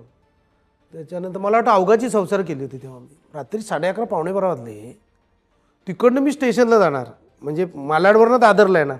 मग मला शेवटचीच गाडी मिळणार. मग मी अंबरनाथ स्टेशनला उतरायचो. तिथे मी ह्याच्यावरती प्लॅटफॉर्मवरती झोपायचो. मग सकाळी पहिली गाडी पकडून बदलापूरला जायचं. मग तिथून घरी जायचं चालत 15 मिनटं, तिथे जायचं. मग बदलापूरला मी आंघोळ बिंघोळ करायचो. परत 7:02ची गाडी पकडा. का 7:02चा उशीर झाला तर चढता पण येत नाही. आजही परिस्थिती आहे हो. म्हणजे ह्याच्यात काही मी खोटं नाही सांगत आहे, हे सत्य आहे. मी बदलापूरवरनं अपडाऊन केलं आहे 3.5 वर्ष सर. त्याच्यानंतर मी मीरा रोडला राहिलो. मीरा रोडवरनं पण मी अपडाऊन केलं आहे. पण मीरा रोडला जेव्हा मी आलो ना तेव्हा माझ्याकडे कायनेटिक होते, म्हणजे बऱ्यापैकी झाल्यानंतर. म्हणून मी बदलापूरवरनं अक्षरशः स्ट्रगल म्हणून केलेलं आहे. आता आपण कोणावरती उपकार नाही केले. आपल्याला करायचं झालं, नटच बनायचं तर कर, बरोबर, खायला तर करायला लागेल, असं करून केलं मी ते. या सगळ्या प्रवासात ओळख मिळणं फार गरजेचं असतं. कुठला प्रोजेक्ट असा होता, कुठलं नाटक, सिनेमा, मालिका अशी होती ज्यानं दिगंबर नाईकला खरी ओळख दिली? तू खरं सांगू ना, मी सिरियल आणि हे सगळं खूप केलं, पण खरी मला जी ओळख मिळाली टी व्ही माध्यमात, घडलंय बिघडलंय चेहरा. आणि घडलंय बिघडलंयमध्ये झी गौरव इव्हेंट असतो, त्या इव्हेंटमध्ये मी नारायण राणे साहेबांची मिमिक्री केली आणि तिथून मी खरा लोक ओळखायला लागले. म्हणजे त्यांचा तर फार मोठा वाटा आहे. कारण त्यांनी कसं आहे, एखाद्या माणसाने दम दिला असता, त्यांनी कौतुक केलं आणि कौतुकाने मला सीडी पाठवा, मला बघायचंय असं. हा, मी आजही म्हणजे माझे खूप प्रत्यक्ष त्यांच्याशी कसं आहे? खूप चांगलं आहे, खूप खूप. म्हणजे मला तर मानसपुत्र मानायचे ते, वा, एखादी झलक मुलासारखंच करायचं. पण दादांचं कसं आहे, म्हणजे तो माणसच वेगळा आहे हो. अदरवाईज कसं आहे, काहीतरी गुण असल्याशिवाय एवढा मोठा होत नाही ना. बोलणाऱ्यानं काही बोलत आहे, आपल्याला काही फरक नाही पडत. तसंच आहे की त्या माणसामध्ये काहीतरी वेगळं आहे म्हणून तो एवढा झाला. आणि मला माझे खूप चांगले संबंध आहे दोघांचे पण. म्हणजे निलेश राणे साहेब असू दे किंवा नितेश राणे साहेब असू दे, दोघांबरोबर माझे चांगले संबंध. वहिनींबरोबर म्हणजे मी कधी आता काही रेग्युलर असं माझा संबंध आहे म्हणजे उद्या मी फोन केला असं नाही होत. पण जेव्हा आम्ही असतो तेव्हा खूप गप्पा बिप्पा होतात आमच्या. तेवढं स्नेहसंबंध. राजकीय माणसाची मिमिक्री करताना कायम पोटात गोळा येतो, पण तुमचं कौतुक झालं? माझं कधीच नाही आले गोळा, कधीच नाही आला. नाही ना? मी तर बिंदाच केलं होतं. एखादी झलक? आमच्या कोकणामध्ये आंबोळ्या करतात, घावणे करतात, त्यात एखादा कांदा टाकला की त्याचा उत्तप्पा होतो. पण हे आमच्या कोकणी माणसाला कळत नाही. कोकणी माणूस मुख्यमंत्री का होऊ शकत नाही? ऊसवाला होऊ शकतो, कापूसवाला होऊ शकतो, घड्याळवाला होऊ शकतो, मग आंबेवाला मुख्यमंत्री का होऊ शकत नाही? आणि एक लक्षात ठेवा, माझ्या बरोबर सामना करायला जाऊ नका, नाही तर डायरेक्ट प्रहार करीन.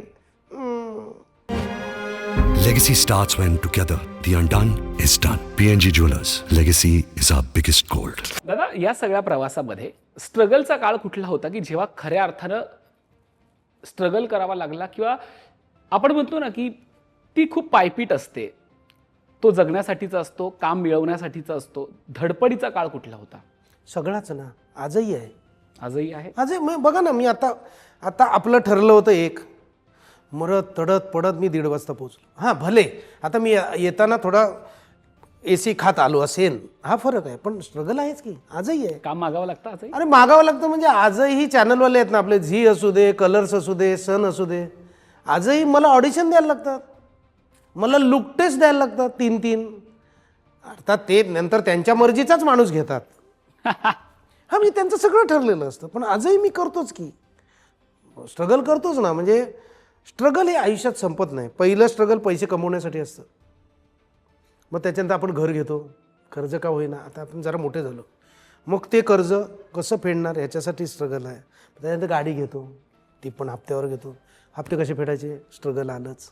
काहीच माझ्यावरती कर्ज नसेल आणि मी 2 वेळ भाकरी भाजी खात असेल तर मला फरक आहे, कुठचा रोल आहे, मी नाही करत, चल. पण आपण कुठचाही रोल असला तरी तिथपर्यंत जातो, ऑडिशन देतो, लुकतेच, स्ट्रगलच आहे. वा, खरं आहे. हे स्ट्रगल आहे ना. चुकलं नाही. म्हणजे आयुष्य सर्वाईव्ह करणं हे सुद्धा एक स्ट्रगलच आहे. अरे आजही म्हणजे मी सांगू का, आता समजा माझा स्ट्रगल नाही असं जर समजा आपण पकडलं आणि भद्रकाली असं पकडू आपण, मग प्रसाद कांबळे, मी वस्त्रहरण केलं, मी बाबाजींचा रोल केला, लोकांनी अप्रिशिएट केला, लगेच तो बोलला असं ना पांडुगा इलेरबाईले करू, पप्पांचंच नाटक आहे. नंतर तो बोलला असता चाकरमणी करू, 30 प्रयोग 35 प्रयोग 40 प्रयोग मी करत गेलो असतो. मला स्ट्रगलच करायला लागलं नसतं ना. मी म्हणजे जर मी 13 साली केलं, आता 25 नाही ना, म्हणजे 13 आणि 10 23 आणि 2 25 12 वर्ष झाली ना. ही 12 वर्ष म्हणजे मला वस्त्रहरण नाटक, मला काम मिळण्यासाठी वस्त्रहरणमध्ये माझ्या आयुष्यातले 88 ते 2013 स्ट्रगलच करावं लागलं की. अगदी. आजही करतो. त्यामुळे स्ट्रगल आलंच. मी म्हटलं ना तुम्हाला, अविश्वासाचं जग आहे. इथे रंगलेल्या गालाचे मुके घेतात. ह्या क्षेत्रामध्ये उगवत्या सूर्याला नमस्कार केला जातो, मावळत्या दिनकराला सनसेट म्हणून वापरला जातो. सूर्य तोच जो उगवतो. पण मग बदलापूर म्हणजे कोकण ते बदलापूर आणि बदलापूर ते विलेपार्ले हा प्रवास तुझ्या, ह्या प्रवासाकडे तू कसं बघतोस? नाही, मी कसं आहे की मी बदलापूरला जायच्या आधी मी जोगेश्वरीला राहायचो भाड्याने. मग त्या काळात मी एक घर घेतलं, 3 लाख वगैरे काहीतरी होतं, बदलापूरचं मोठं प्रशस्त घर, म्हणजे 2 BHK आणि अरे वा वा असं असं. पण ते घर दिसलं ना तेव्हा, प्रवास नाही दिसला. मग हा प्रवास पण करायचा आहे. मग तो प्रवास 3-3.5 वर्ष चालू राहिला.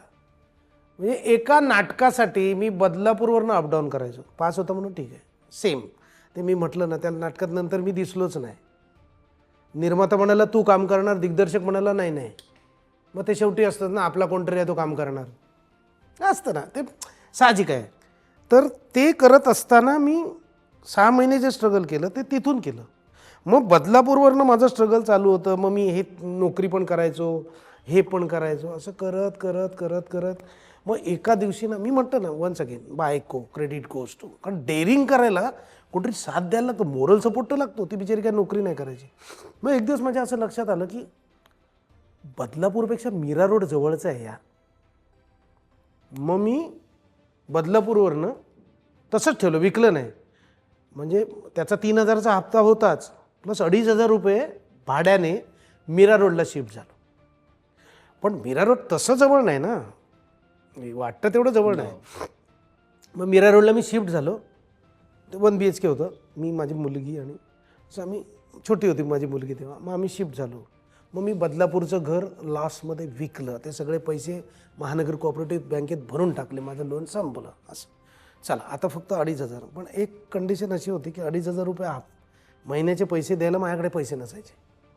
फार काम नव्हतं ना, स्ट्रगल संपत नाही ना. मी म्हणतो म्हणजे मी म्हणतो ना, अर्धव्यवस्था अर्धडॉंग मी किती 600 प्रयोग केलं. मी एवढं काम केल्यानंतर असं साहजिक प्रश्न पडणार, असं कसं बोलतो हा, एक तर खोटं बोलत असेल किंवा ह्याला सिंपती मिळवायची असेल तर. नाही, हे सत्य आहे, हे असं होतं. पैसेच तेव्हा मिळत नव्हते. पैसेच नव्हते ना मिळत. 500 रुपये नाईट, 2.25, नामदेव म्हणेला 225 रुपये नाईट होते. म्हणजे जी केली ना त्यातले जे 4-5 किंवा अजून एक भटाच्या साक्षीने नावाचं नाटक, सगळीकडे 200, 225, 3.5 असंच होतं. नामदेव म्हणेला 225 होते मला नाईट. नामदेव म्हणेनंतर मग घडले बिघडले करायला लागलो. मग घडले बिघडले सुद्धा मी 5-7 दिवस काम करायचो, कमी तिथे आम्ही मध्ये होतो. मग ते 7-8 दिवसाचे किती 700 रुपये तेव्हा मला हे होतं, 750 रुपये पर डे. मग 7-5 35 किती पैसे 5 दिवस काम 3,500-4,000 रुपये ना. पण तेव्हा ठीक होतं, त्याच्यात भागवत मग मी अंधेरीला आलो तेव्हा माझ्याकडे माझ्या एका मित्राने त्याची second hand kinetic, Sanjay Bhise म्हणून माझा मित्र आहे, त्याला मी वापरत नाही, तू वापर ना. म्हणजे 10 वेळा किक मारल्यानंतर असं धूर याचा बक बक बक बक बक बक असं. पण मी वापरली. पण मग मला जरा थोडं कम्फर्टेबल ना, ट्रॅफिकपेक्षा माझी स्वतःची एक गाडी आहे बाबा, मी निघू शकतो. असं करत करत मग हे करता करता करता म्हणजे स्ट्रगल चालूच होतं. हे नाटक केलं, ते नाटक केलं, ते नाटक केलं, असं केलं तसं. मग मी हे मन उधाण वाऱ्याचे नावाचे 2-2.5 वर्ष कोठारे साहेबांकडे मी काम केलं. मला 1,500 रुपये द्यायचे ते. पण ते कसं 10 दिवस काम म्हणजे 15,000 असं ते असतं ना. असं गणित जमलं. त्या 2 वर्षामध्ये मन उधाण वाऱ्याचे ह्या सिरियलमध्ये मी थोडंसं थोडं लेवलला आलो. आणि सचिन दरेकर नावाचा माझा मित्र आहे, लेखक. म्हणजे त्याचा मला फोन आला की एक वेगळा शो आहे आणि तो तू कर. मला असं वाटतं तू करायलाच पाहिजे. आणि तेव्हा माझं हे चालू होतं मन उधाण वाऱ्याचे. तेव्हाच मालवणी डेथचे प्रोमो आणि सुरुवात झाली होती. म्हणजे येतं ना आमच्याकडे काम, त्या चारी बाजूनी येतं. नाही तेव्हा काही नसतं, कोणी विचारत नाही, कोण फोन घेत नाही. बरं माझा स्वभाव असा आहे, हॅलो गुड मॉर्निंग नाही, hello many many happy returns of the day नाही, कोणाला करा अमुक कधी मी करतच नाही. मी तुम्हाला ह्याला पण दिसत नाही कुठे, म्हणजे काय म्हणतात अवॉर्ड फंक्शनला असतो नसतो. म्हणजे तुम्ही जर कुठे फिरत असाल ना साहेब, तर तुम्हाला मी असं कधी दिसलोच नसेल. म्हणून मला प्रश्न पहिला तुम्ही विचारला कुठे आहात, कुठे गायब आहात, कारण मी नसतोच, मला नाही आवडत. कारण मी समजा एखाद्या अवॉर्ड फंक्शनला गेलो तर आपल्याकडे उगाच काड्या घालणारे लोक खूप आहेत ना. मग आपण काहीतरी बोलणार, एक तर सणकी आहे आणि तो काहीतरी बोलणार, उगाच तिथे आहे ते आपलं कशाला घालवा, त्याच्यापेक्षा न गेलेलं बरं. मग असं झालं की मला फू बाई फू नावाचा शो मिळाला. राकेश सर तर म्हणजे त्यांच्याकडे एक ती हे आहे, जादू आहे. 5 मिनटात 2.5 मिनटाला इंटरव्ह्यू घेऊन ते कसं स्किट वाजवायचं वगैरे, असं जादूगार आहे तो. तर त्यांच्याकडे माझं काम सुरू झालं परत सरांकडे. आणि मग ते सचिन मुळे लावून धरलं होतं सचिन, कर. मग आम्ही करायला लागलो. मग तिकडे मी आणि आरती सोळंकी माझी जोडी होती. मग ती स्किट्स आमच्याकडे यायची, मग आम्ही ती रिराईट करत. म्हणजे आम्ही जे फूबाई फू केलं ना, म्हणजे कार्यशाळा होती ती. कार्यशाळा भयानक डेंजर होतं ते. म्हणजे ता हे वाजलं ना की पोटात गोळा यायचा. आम्ही असे कान लावायचो, अरे खूप वेळ वाजलं, 10 मिळाले, मेलो, आपलं काय असं. आणि त्याच्यात खरं कॉम्पिटिशन होतं ना ते, खरं कॉम्पिटिशन. त्याच्यात मी 5 मध्ये आलो पहिल्या. तेव्हा मी सेकंड रनरअप होतो, मला अजून आठवतं. वैभव मंगले जिंकला तेव्हा आरती सोळंकी त्या ग्रँड फिनालेला बोलले. ती बोलली की आमची जोडी इथपर्यंत आली.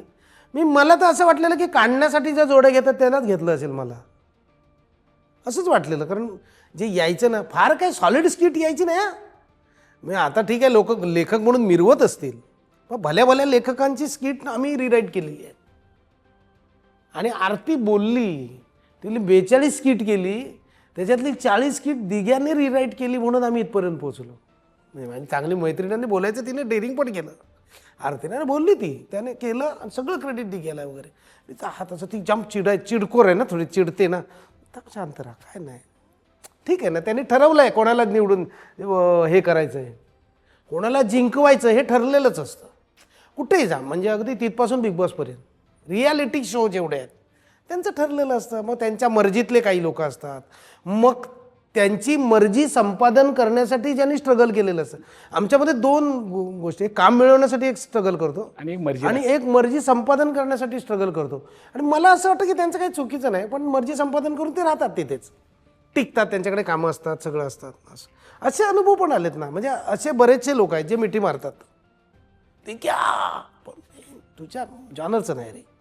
जॉनरचं नाही म्हणजे काय प्रत्येकजण वस्त्रहरण थोडी करणार आहे नाटक वेगवेगळ्या व्हर्जनमध्ये. माझ्या जॉनरचं तेच आहे असं म्हणायला पाहिजे. खूप लोक आहेत. मी पहिलं वस्त्रहरण केलं ना, त्या पहिल्या वस्त्रहरणला चंद्रकांत कुलकर्णी सर आले आणि ते आले आणि मला म्हणे, बोल तुला काय पाहिजे.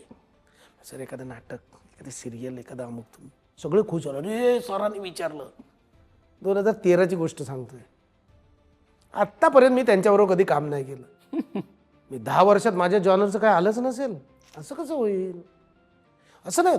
कसं होतं की 2013ला मी तरुण होतो समजा, आणि 2026ला मी आता समजा म्हातारा झालोय धरून सोलापूर. पण ह्याच्यात एकही जॉनरचा रोल मिळाला नाही, असं कसं होईल. फक्त आश्वासन नाही, आश्वासनच नाही. त्यांना वाटत असेल कदाचित हा नाही करू शकत, याची लायकी नाही माझ्याबरोबर काम करण्याची, असं वाटत असेल ना. बोलू शकतो ना आपल्याला, काय दिगंबर राहायची पात्रता नाही. त्यांचं कसं आहे तुम्हाला सांगतो, दैनंदिन मालिकेत रेग्युलर काम करणारे नट हे अभिनेते आहेत आणि स्किट्स करणारे कॉमेडियन आहेत. तुम्ही जर शांतपणे विचार केला किंवा कोणी तो बलाढ्य असू दे, माझ्यासमोर बोलायला येऊ दे, तुम्ही विचार केला तर विनोदी नट हे अत्यंत कठीण काम आहे. आणि त्यालाच समोरच्यांना हसवणं हे फार कठीण काम आहे आणि त्यालाच इंडस्ट्री कमी लेखते नेहमी. तो कॉमेडियन आहे, तो स्किटवाला. पण मी एक सांगू का, म्हणजे आताचं मला माहीत नाही किंवा आताचं मी सांगू शकत नाही किती टिकतील, पण आमच्या पिढीतले जे नट आहेत, आता तुम्ही बघितलं तर आताचे सगळे नटच तसेच आहेत ना. म्हणजे तुम्ही कमलाकर सातपुते घ्या, अंशुमन विचारे असेल, आशिष पवार असेल, अभिजित चव्हाण असेल, अतुल तोडणकर असेल, दिगंबर नाईक असेल, वैभ्या मांगले असेल, आनंद इंगळे असेल, सगळे त्याच शोमधनं आलेत ना.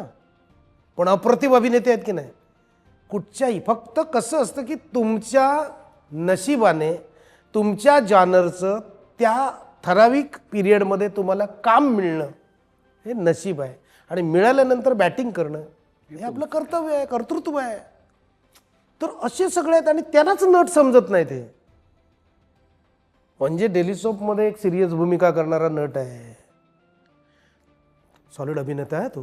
अरे असं कसं होईल, ह्याच्याकडून करून घे काम, मग तुला कळेल ना किती चांगलं. आता जी मी वेबसिरीज केली कम्प्लीट सिरियस आहे. मी व्हिलन्स केलेत, म्हणजे ह्याला विलन केले, सिनेमामध्ये केलंय, पण ते जाणून बुजून लावतात. मे बी मी त्यांच्या ग्रुपमध्ये रमत नसेल किंवा मी तोंडावर बोलतो, माझा स्वभाव आहे, मी तोंडावर बोलतो आणि मोकळा होतो. मला ना मागणं करणं काड्या घालणं जमत नाही, मी तोंडावर बोलून मोकळा होतो. ते कदाचित त्यांना ते आठवत नसेल, स्टेटमेंट करतो, तो नको रे स्टेटमेंट करतो. पण दादा ही स्थिरता कुणी दिली, फुबाई फुनं दिली की गावगाता गजाली? फुबाई फुने दिली.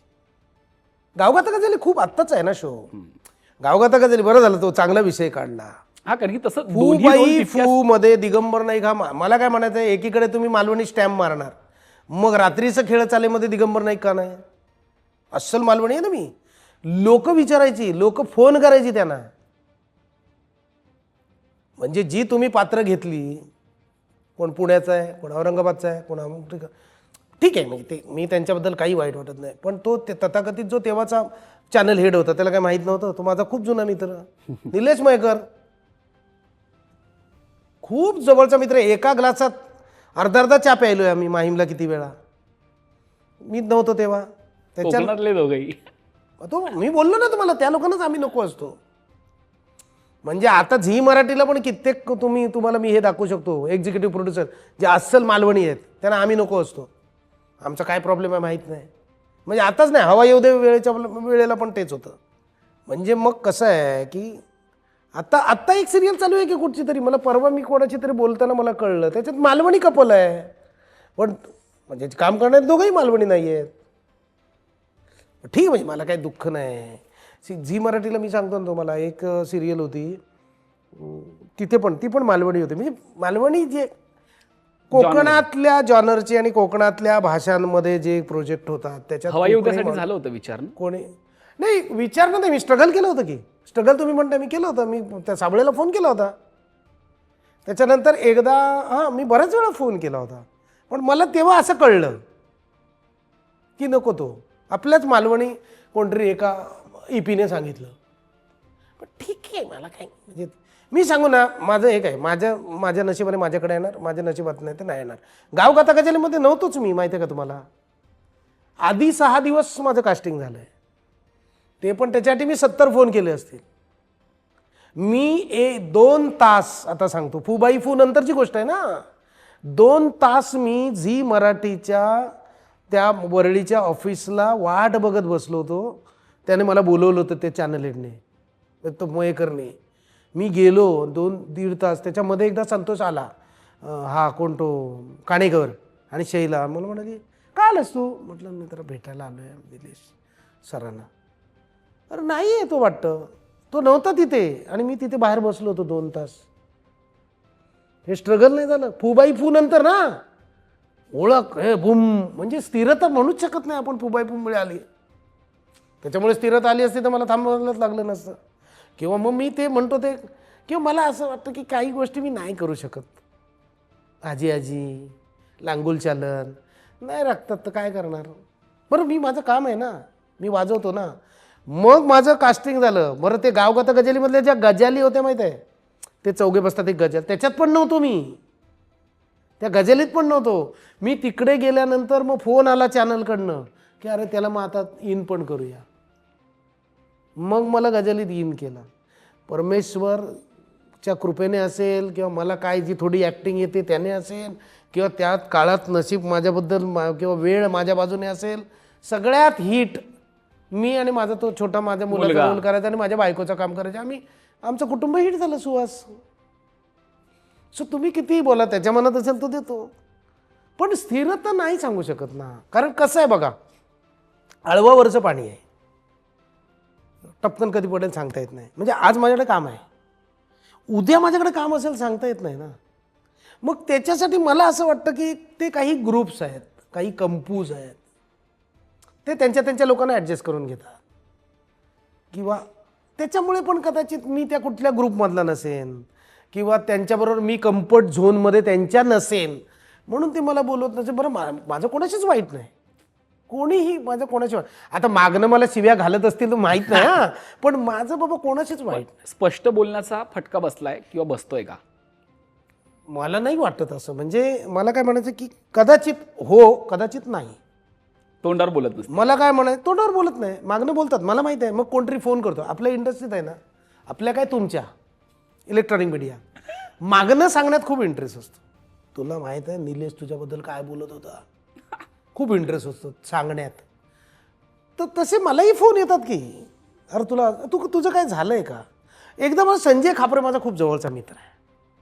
संजय खापरे मला एकदा म्हणाला, आम्ही ना अधिकारी ब्रदर्सचं मी मराठी होतं ना त्याच्यावर एक कॉमेडी, मी मकर ननस आम्ही सगळं होतो, विजय गोखले विकलाचे कुठचं तरी ना वेगळाच शो होता कॉमेडी धमाल. मला ना दिघे यार बोलत जाऊ नको. संजय खापरे, मग का रे. तुला अरे नाही यार मागणं ना लोक, तू स्टेटमेंट नको ना करू, कशाला करतो, गोड गोड बोल ना. अरे माझा स्वभाव नाही. अरे नाही यार तुला सांगून तू ऐकत नाही. मी म्हटलं एक लक्षात ठेव, मी बोलतो ना ते पटत नाही तुला आज. काही वेळेनंतर काही वर्षानंतर तू मला सांगशील दिघ्या तुझं करेक्ट होतं आणि खरं आहे. मी सांगतो ना पटत नाही तेव्हा ते मला मूर्खात काढतात. मी चॅनल आहे म्हणून मूर्ख म्हणतो आहे, त्याला शब्द माहीत आहे तुम्हाला, मूर्खात काढतात. पण नंतर त्यांचाच मला फोन येतो, अरे करेक्ट बोला यार दिघ्या, करेक्ट बोलत होत असतो. असं मला खूप लोकांचे फोन आलेत. तर ना एक दिग्दर्शक त्याला असं बोलला संजय खापरेला, तो ना बरे तो स्टेटमेंट करतो. मेरी फर्नांडिस नावाची फिल्म होती, परत पण बोला अरे दिघे चांगला आहे. त्याने घेतलं संतोष मयेकरला. संतोष मयेकर त्याच्या कंपूतला होता. कट टू पुंगी प्रेमाची नावाची आम्ही फिल्म केली, तेव्हा तो दिग्दर्शक स्ट्रगल करायला आलेला आणि तो माझ्या व्हॅनिटीत येऊन बसला होता. काय चुकलं असेल तर माफ कर ना यार, तू काय मनात धरून. मी अजिबात माझ्या मनात काही नाही आहे. तेव्हा तुला वाटलं असेल दिगंबर नाईक फालतू आहे, आता तुला वाटतं दिगंबर नाईक चांगला आहे. आणि मी फक्त संजयकडे बघितलं, संजय त्या फिल्ममध्ये होता खापरे. असं करून संजय बाहेर आला आणि मी बाहेर आल्यानंतर आम्ही गप्पा मारल्या. तर तो म्हणाला करेक्ट आहे दिघे. तर बघ स्पष्ट बोलल्यामुळे ना एखाद्या गोष्टीचा तुकडा पडतो, स्पष्ट बोलल्यामुळे संपुष्टात येतो. पण प्रॉब्लेम सगळे सॉल्व्ह होतात ना, सगळं मोकळा रस्ताच मोकळा होतो. म्हणजे वपून एक सुंदर वाक्य आहे त्यांचं की आयुष्यात कोणा एका पाऊल वाटेचा पुढे कधी जाऊन कधी हमरस्ता होईल. आयुष्यात कोणा एका पाऊल वाटेचा पुढे जाऊन कधी हमरस्ता होईल हे प्रवासाच्या सुरुवातीला कुठलाही प्रवासी सांगू शकत नाही. हे आयुष्याचं मध्यान्ह ठरवतं, तेव्हा कळतं ना. आता लोक मला फोन करतात ना, मी काय म्हणतो आमच्याकडे एक कार्यक्रम आहे. आता माझ्या कोकणातली लोक कथाची आहेत, ती स्वभावाने तशी आहेत. मी काय म्हणतो आमच्या देवळाचं 50वा वाढदिवस आहे, या ना. अरे येऊ काय आता कधी उभाच ना गाडी येताना ये. म्हणजे मी कधीच विचारलं नाही, तुम्ही कोणाला विचार किती पैसे मिळणार, व्यवहार काय आहे, कधी नाही. आत्ताचे जे काही लोक आहेत ते पैसे सांगतात ना, त्यांचे ठरलेले आहेत. मी ₹1,00,000 घेणार, मग त्याच्या दुसऱ्याला विचारलं ₹1,00,000 घेणार, ₹1,50,000, त्यांचं ठरलेलं. आमच्या वेळेला तो व्यवहार ठरलेला नव्हता, कदाचित त्यामुळे स्थिरता नसेल. सुपारी कशी वाजवायची ते कळलं नव्हतं. नाही खरंच नाही कळलं. बिग बॉसनं काय दिलं? बिग बॉसने काय दिलं असं नाही म्हणू शकत, कारण बिग बॉसमध्ये मी 3च आठवडे होतो, मी नाही टिकू शकलो तिकडे. मग का नाही टिकू शकलं? एवढं सगळं खोटं नाही ना करता येत, ते ठरवूनच जायला लागतं. कसं वागायचंय हां, आणि फक्त भांडायचं हा काय खेळ नाही होऊ शकत. कदाचित मी मूर्ख असेल, बघणारे तर सगळे बघतात आणि सगळं. पण मी 3 आठवड्यानंतर बाहेर पडलो तेव्हा माझे फेसबुकच्या खाली आलेले कमेंट, हां अर्थात काही, अरे ह्याका फक्त गाराणाच घालू घेता. हो येता ना, माझं USB आहे गाराणा. म्हणजे थोडक्यात ट्रोल आपण म्हणतो ना, तो काही लोकांचा धंदा झाला आहे आता. तो प्रत्येकाचा छंद असतोय. छंद आहे काही हा छंद आहे ना तो. तर ते मला खाली समजा ट्रोल करतायत की तुला हेच येतं, तेच येतं, तेच येतं, तेच येतं, तेच. ठीक आहे, पण काही जे कमेंट्स होते आणि नंतर मी काही कार्यक्रमाला लागलो ते म्हणाले, सर क्या बात आहे, तुम्ही वेगळेच आहात, तुम्ही नाही राहू शकत तिथे, तुम्ही चांगले आहात म्हणून तुम्ही बाहेर आलात. असंही आहे. पण काय काय थोडेफार मिळालेले पैसे मिळवले, बाकी काय. आज बघतोस बिग बॉस? मी नाही बघत, नाही बघत. नाही बघत मी. कारण मला कळलं ना आतमध्ये राहून. आणि तिथेही तेच आहे ना अगेन, की हे जे सांगतात ना की सगळ्यात जास्त SMS ज्याला आलेत किंवा असं काय नसतं ते. असे कुठलेच SMS येत नाहीत. छे मला नाही वाटत. म्हणजे येत असतील कदाचित, कारण तो पण एक धंदा आहे ना. पण ते जे त्याच्या आधारे प्रॉब्लेम झाला यार, दिग्या 2000 SMS कमी वगैरे सगळं खोटं आहे. हे काही खरं नाही. नाही, खरंच नाही. कारण सांगू, NDTVचं एक न्यूज चॅनल होतं माहिती आहे ना, आता मराठीत आलं, तेव्हा हिंदीत होतं. तर माझा मित्र होता. फुबाई फूच्या वेळेला ना तो मला फोन करून सांगायचा 25,000 30,000. आणि जेव्हा वोटिंग लाईन बंद झाल्या ना तेव्हा 6 लाख, मला वाटतं काहीतरी 80,000 वगैरे मला SMS आले होते. 5755 तेव्हा तर 15 रुपये, 3 रुपये, 5 रुपये होतो. हो, एक मेसेज. म्हणजे काय तेव्हा. आणि ती कार्ड घेऊन लोकांनी बसवली होती मराठी माणसं, एवढी माझ्यावरती प्रेम करणारी माणसं आहेत. त्याला SMS करायचे. मला तेव्हा काहीच माहीत नव्हतं. बरं, हे एवढं मॅनेज करतात, एवढं ठरवून करतात, तेव्हा जस्ट यूट्यूब आलं होतं. यूट्यूबच्या हिट्स आहेत ना, त्या माझ्या हिट्स कमी व्हायच्या. म्हणजे तुम्ही ठरवलंय ना की आईला ह्याला नाही जिंकवून आणायचं. एवढं सगळं करतात हे लोक. का करतात मला आजही कळलं नाही. मला त्याने काही फरक पडला नाही. पण सांगतो म्हणजे तेव्हा सगळ्यात म्हणजे 50% जास्त SMS मला होते. माझ्याकडे ते हे पण होतं, म्हणजे त्याने ते रिपोर्ट पाठवलं होतं तो होता माझ्याकडे. पण ठीक आहे. त्यामुळे फुबाई फूला जसं झालं तसं बिग बॉस मला जायचंच नव्हतं माहिती आहे तुम्हाला. मी त्या निखिल ठाणे सरांना नको म्हणायचं म्हणून गेलो. माझ्या खूप मिटिंग झाल्या. आणि तो संदेश जाधव, अरे बापरे, एवढ्या मिटिंग झाल्या ना. आणि ते भयानक असतो, भयानक. म्हणजे तिथे खरं तुम्हाला सांगू, मला काय दिलं असं जर तुम्ही विचारलात ना तर मी असं राहू शकतो. फोन नाही, TV नाही, घड्याळ नाही, किचकिच नाही, लिखाण नाही, वाचन नाही, असं मी राहू शकतो एकटा. हे त्यांनी एक दिलं. ते एक एक्सपिरियन्स आहे ना. आणि पैसे दिलेच की. आणि असं तू जसं म्हणालास की स्ट्रगल आजही सुरू आहे, पण या सगळ्यात एक विसावा म्हणजे तुझी बायको. तूच म्हणालास की ती एक आधार आहे, विसावा. आधार अजूनही आहे. मला होईल विषयी ऐकायला आवडेल, वहिनींविषयी. हा नाही, ती काय हाऊसवाईफ आहे. ती लग्नाच्या आधी नोकरी करायची. मग मला मुलगी झाली. म्हणजे मुलगी 2 वर्ष झाली मुलीला, आणि तिने जॉब सोडला. मग मी एकटाच कमवायचो. मग कसं की तिचं चांगलंच होतं ना, म्हणजे माहेर तिचं चांगलं आहे. वडील एअरपोर्टमध्ये फायर ऑफिसर होते. आजही चांगलं आहे. माझा मेवणा एअरपोर्टमध्ये मॅनेजर आहे. चांगलं होतं. त्या 3 बहिणी 1 भाऊ. आणि मस्त ते असं ना, सुखी कुटुंब सुखवस्तू कुटुंबात माझ्याबरोबर आली. पण तिने मला 800 रुपयात घर कसं चालवायचं. म्हणजे माझी बायको आजही सांगतो, आजही तिला 1 लाख रुपये दिले आणि तिला 10,000 दिले तर ती 10,000त पण घर चालवू शकते. अगदीच वाईट दिवस आहे तर ती 5,000त पण घर चालवू शकते. हे फार गरजेचं असतं. आणि जेव्हा मी डिप्रेशनमध्ये जायचो ना, किंवा डिप्रेशनमध्ये माणूस आहे ना शेवटी, अरे संपलं यार, आता पुढे काय नाही, तर म्हणे होणार. आणि ती नेहमी मला ना एक डायलॉग मारते, पत्करलं कोणी, तुला जॉब होता की नाही, तू सोडलंस की नाही, हो पत्करलंस की नाही. मग आता तुझं पत्करलंस तर तुलाच ते शेवटपर्यंत न्यायचं आहे. आम्ही काय करू शकतो. थोडी मी तुझ्या वेळेला जाऊन रिप्लेसमेंट म्हणून काम करू शकतो. नाही. पण मी खरंच सांगू ना, मी अर्धी मस्ती अडलाडून काहीच पैसे 50 रुपये नाईटमध्ये काम केलंय. हो, आता नट आला की तो पहिला विचारतो मला नाईट किती देणार. स्क्रिप्ट, सिनेमा, स्टोरी, माझा रोल किती दिवसाचं काम आहे आणि मला किती पैसे मिळणार. पण आजची गोष्ट ती खरी आहे. याचं कारण मी जेव्हा स्ट्रगल करत होतो तेव्हा 50 पैसे तिकीट होतं. आज तेच तिकीट 15 रुपयावर आलं आहे. माझी बायको प्रत्येक वेळेला मला आधार देत असते, प्रत्येक वेळेला. म्हणजे मुलांचं, आता मुलांना सगळ्यांना तिनेच सांभाळलं ना. तसं की आपण पहिलं तर खूप स्ट्रगल होतं, दिवसभर बाहेर अमुक तमुक. मग त्याच्यानंतर आपण येतो तेव्हा आपली जी मनस्थिती असते ती प्रत्येक वेळेला तशीच नसते ना. प्रत्येक वेळेला आपण काय विनोद करायच्या बुद्धीमध्ये की सुख असं नसतो ना. आपल्या डोक्यात त्रास असतो, आपण डिप्रेशनमध्ये. कितीतरी उदाहरणं आहेत, लोकांनी सुसाईड केलं, लोक हार्ट अटॅकने गेले. कोविड नंतर तर झालंच की नाही, की कोणच नाही. आपल्याला काय विषयच नाही. आणि माझं दुसरं आहे, मी होमसिक आहे. मी घरात प्रचंड रमतो. मी एकदा घरात गेलो हे सगळं विसरतो. तेल लावत गेलं काही फरक पडत नाही. म्हणजे मी 8 दिवस काय मी राहिलो आहे असं ना, 15-15, 20-20 दिवस मी घरात. कोविडमध्ये लोक कंटाळली, मला नाही कंटाळा आला. आम्ही मस्त राहत होतो.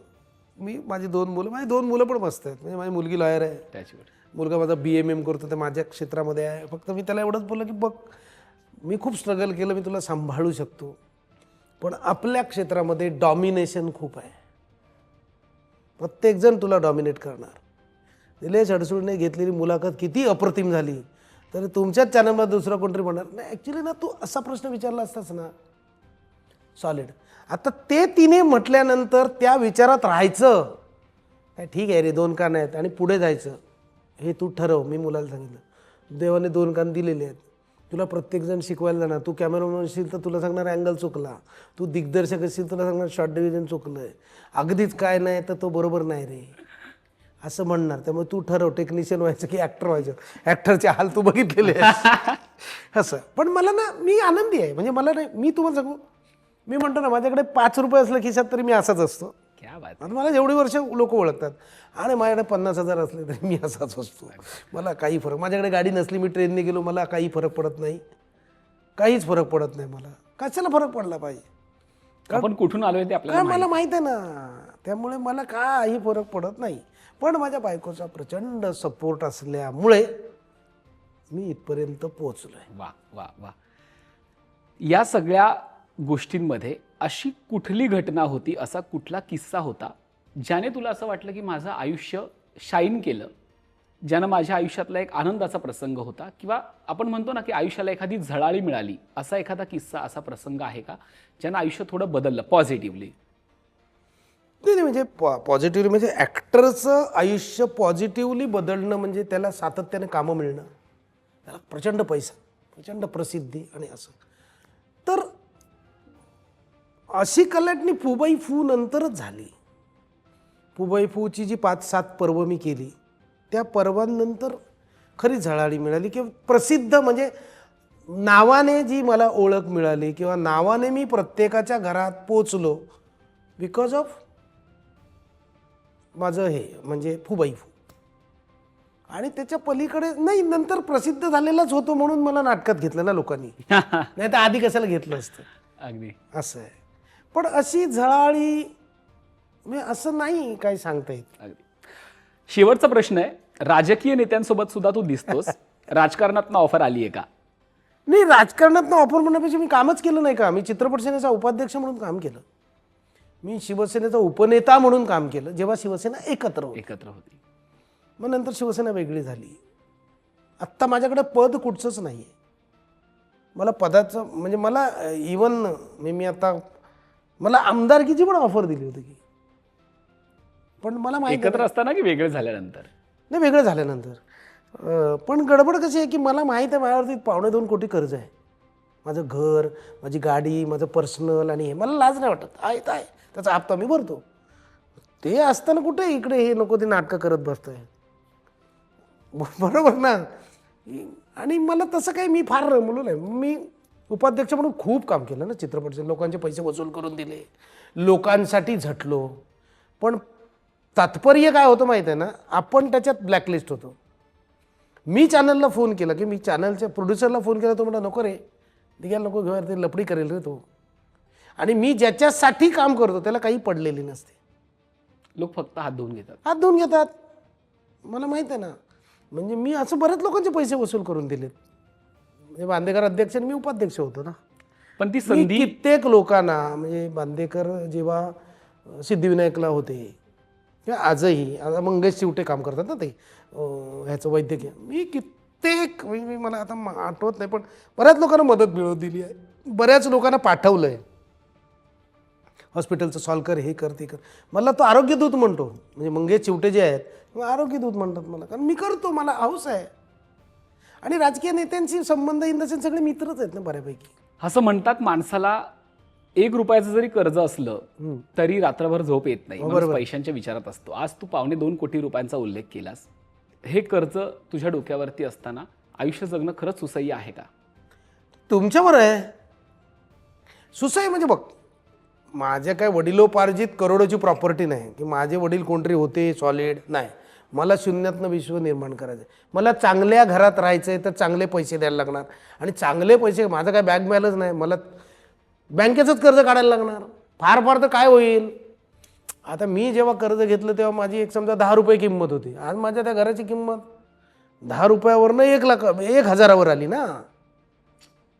मी विकून टाकीन, हे 10, 20, 25 रुपये देऊन टाकीन, काय काय फरक पड.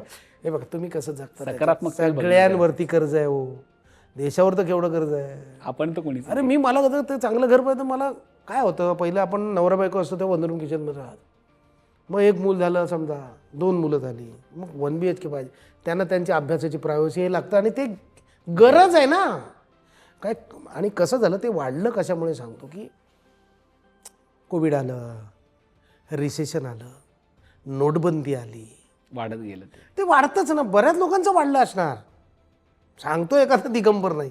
म्हणजे मी सांगू का, मी फुबाई फू नंतर पण असे दिवस बघितलेत की खिशात माझ्या 2 रुपये नाही आहेत, आणि मी चालत आलेलो आहे. जायचं तर आहेच अंधेरी वेस्टला, चल मी चालत आलो आहे. ह्याला लोक स्ट्रगल म्हणतात, बरोबर आहे. पण हे ज्याच्याकडे करोड रुपये आहे तो संध्याकाळी 1 तास चालतो ना बाहेर गार्डनमध्ये, तेव्हा कोण बोलत नाही चाललाय. दृष्टिकोन वेगळा आहे. दृष्टिकोन वेगळा आहे ना. खरंच त्यामुळे मला काही फरक पडत नाही. मी सांगतो ना, मला काही फरक पडत नाही. मला लाजही वाटत नाही. म्हणजे मी आजही पिठाची पिशवी दळण घेऊन येतो. मी आजही भाजी आणतो, मासे मी स्वतः विकत घ्यायला जातो. वा वा वा. चिकन मटण आणायचं असेल मी स्वतः जातो, स्वतः घेऊन येतो. मला नाही फरक पडत.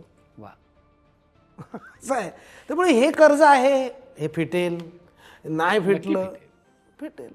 अगदीच. मला असं वाटतं की आयुष्याकडे बघण्याचा इतका सकारात्मक दृष्टिकोन काय असेल होतं ना, सांगतो, तर ते अवघड सातत्याने नाहीये. तुला काम असेल ना, एखादी डेली सोप आहे तू 3 वर्ष काम करतोयस तर ते फिटत जातं. पण मला एक डेली सोप नाहीच आहे. आता मला काही लोकांनी पैसेच दिलेले नाहीत काम केलेल्याचे. ॲक्टिंग करतो आम्ही, आम्हाला पैसेच देत नाही. आता तुमच्या कानावर पण आलं असेल, बाहेर पण लोक हे टाका इकडे, तर काय करशील, काय रडणार आहे. पण किती रक्कम आहे अंदाजे तुझी अशी? अशी बरीच असेल मी सांगतो ना. TDS भरलेला नाही कित्येक लोकांनी अजून? हां, 2-2, 3-3 वर्ष झाली, आता काय मागणार. तरी किती रक्कम असेल अंदाजे आतापर्यंतच्या एवढ्या जर्नीमध्ये टोटल केली तर किती रुपये बुडवले असतील? आलेच नाही, येणार आहेत हे. म्हणजे मी मला आता- देतो. हां, 15-17 लाख रुपये असतील. बापरे. देतो नंतर बघू. पण मी कधी, आता मी ते युनियनचं काम करायचं मला माहीत आहे दुःख, मी कधी बोललो नाही. पण ठीक आहे, काय बरेच मित्र कामाला पण आले, म्हणजे कोणी मदत केली, तो वेळ निभावून नेला, असं पण आहे. दादा खूप सुंदर गप्पा रंगल्या, आणि मला असं वाटतं की त्या खऱ्या गप्पा रंगल्या. कारण की नुसतंच बोलणं त्याला अर्थ नसतो, त्या बोलण्यात खरेपणा असला की त्या गप्पा अधिक रंगतात, ज्या रंगल्या खऱ्या अर्थाने. खूप बरं वाटलं तुझ्याशी गप्पा मारून. खूप मनमोकळेपणाने बोललास. कोकण ते बदलापूर, बदलापूर ते विलेपार्ले आणि मध्ये असलेला संघर्ष इतक्या खुलेपणाने तू मांडलास की तो ऐकायला प्रेक्षकांनाही नक्कीच आवडेल. बरोबर. राजश्री मराठीवरती वेळ काढून आल्याबद्दल खूप खूप धन्यवाद. धन्यवाद.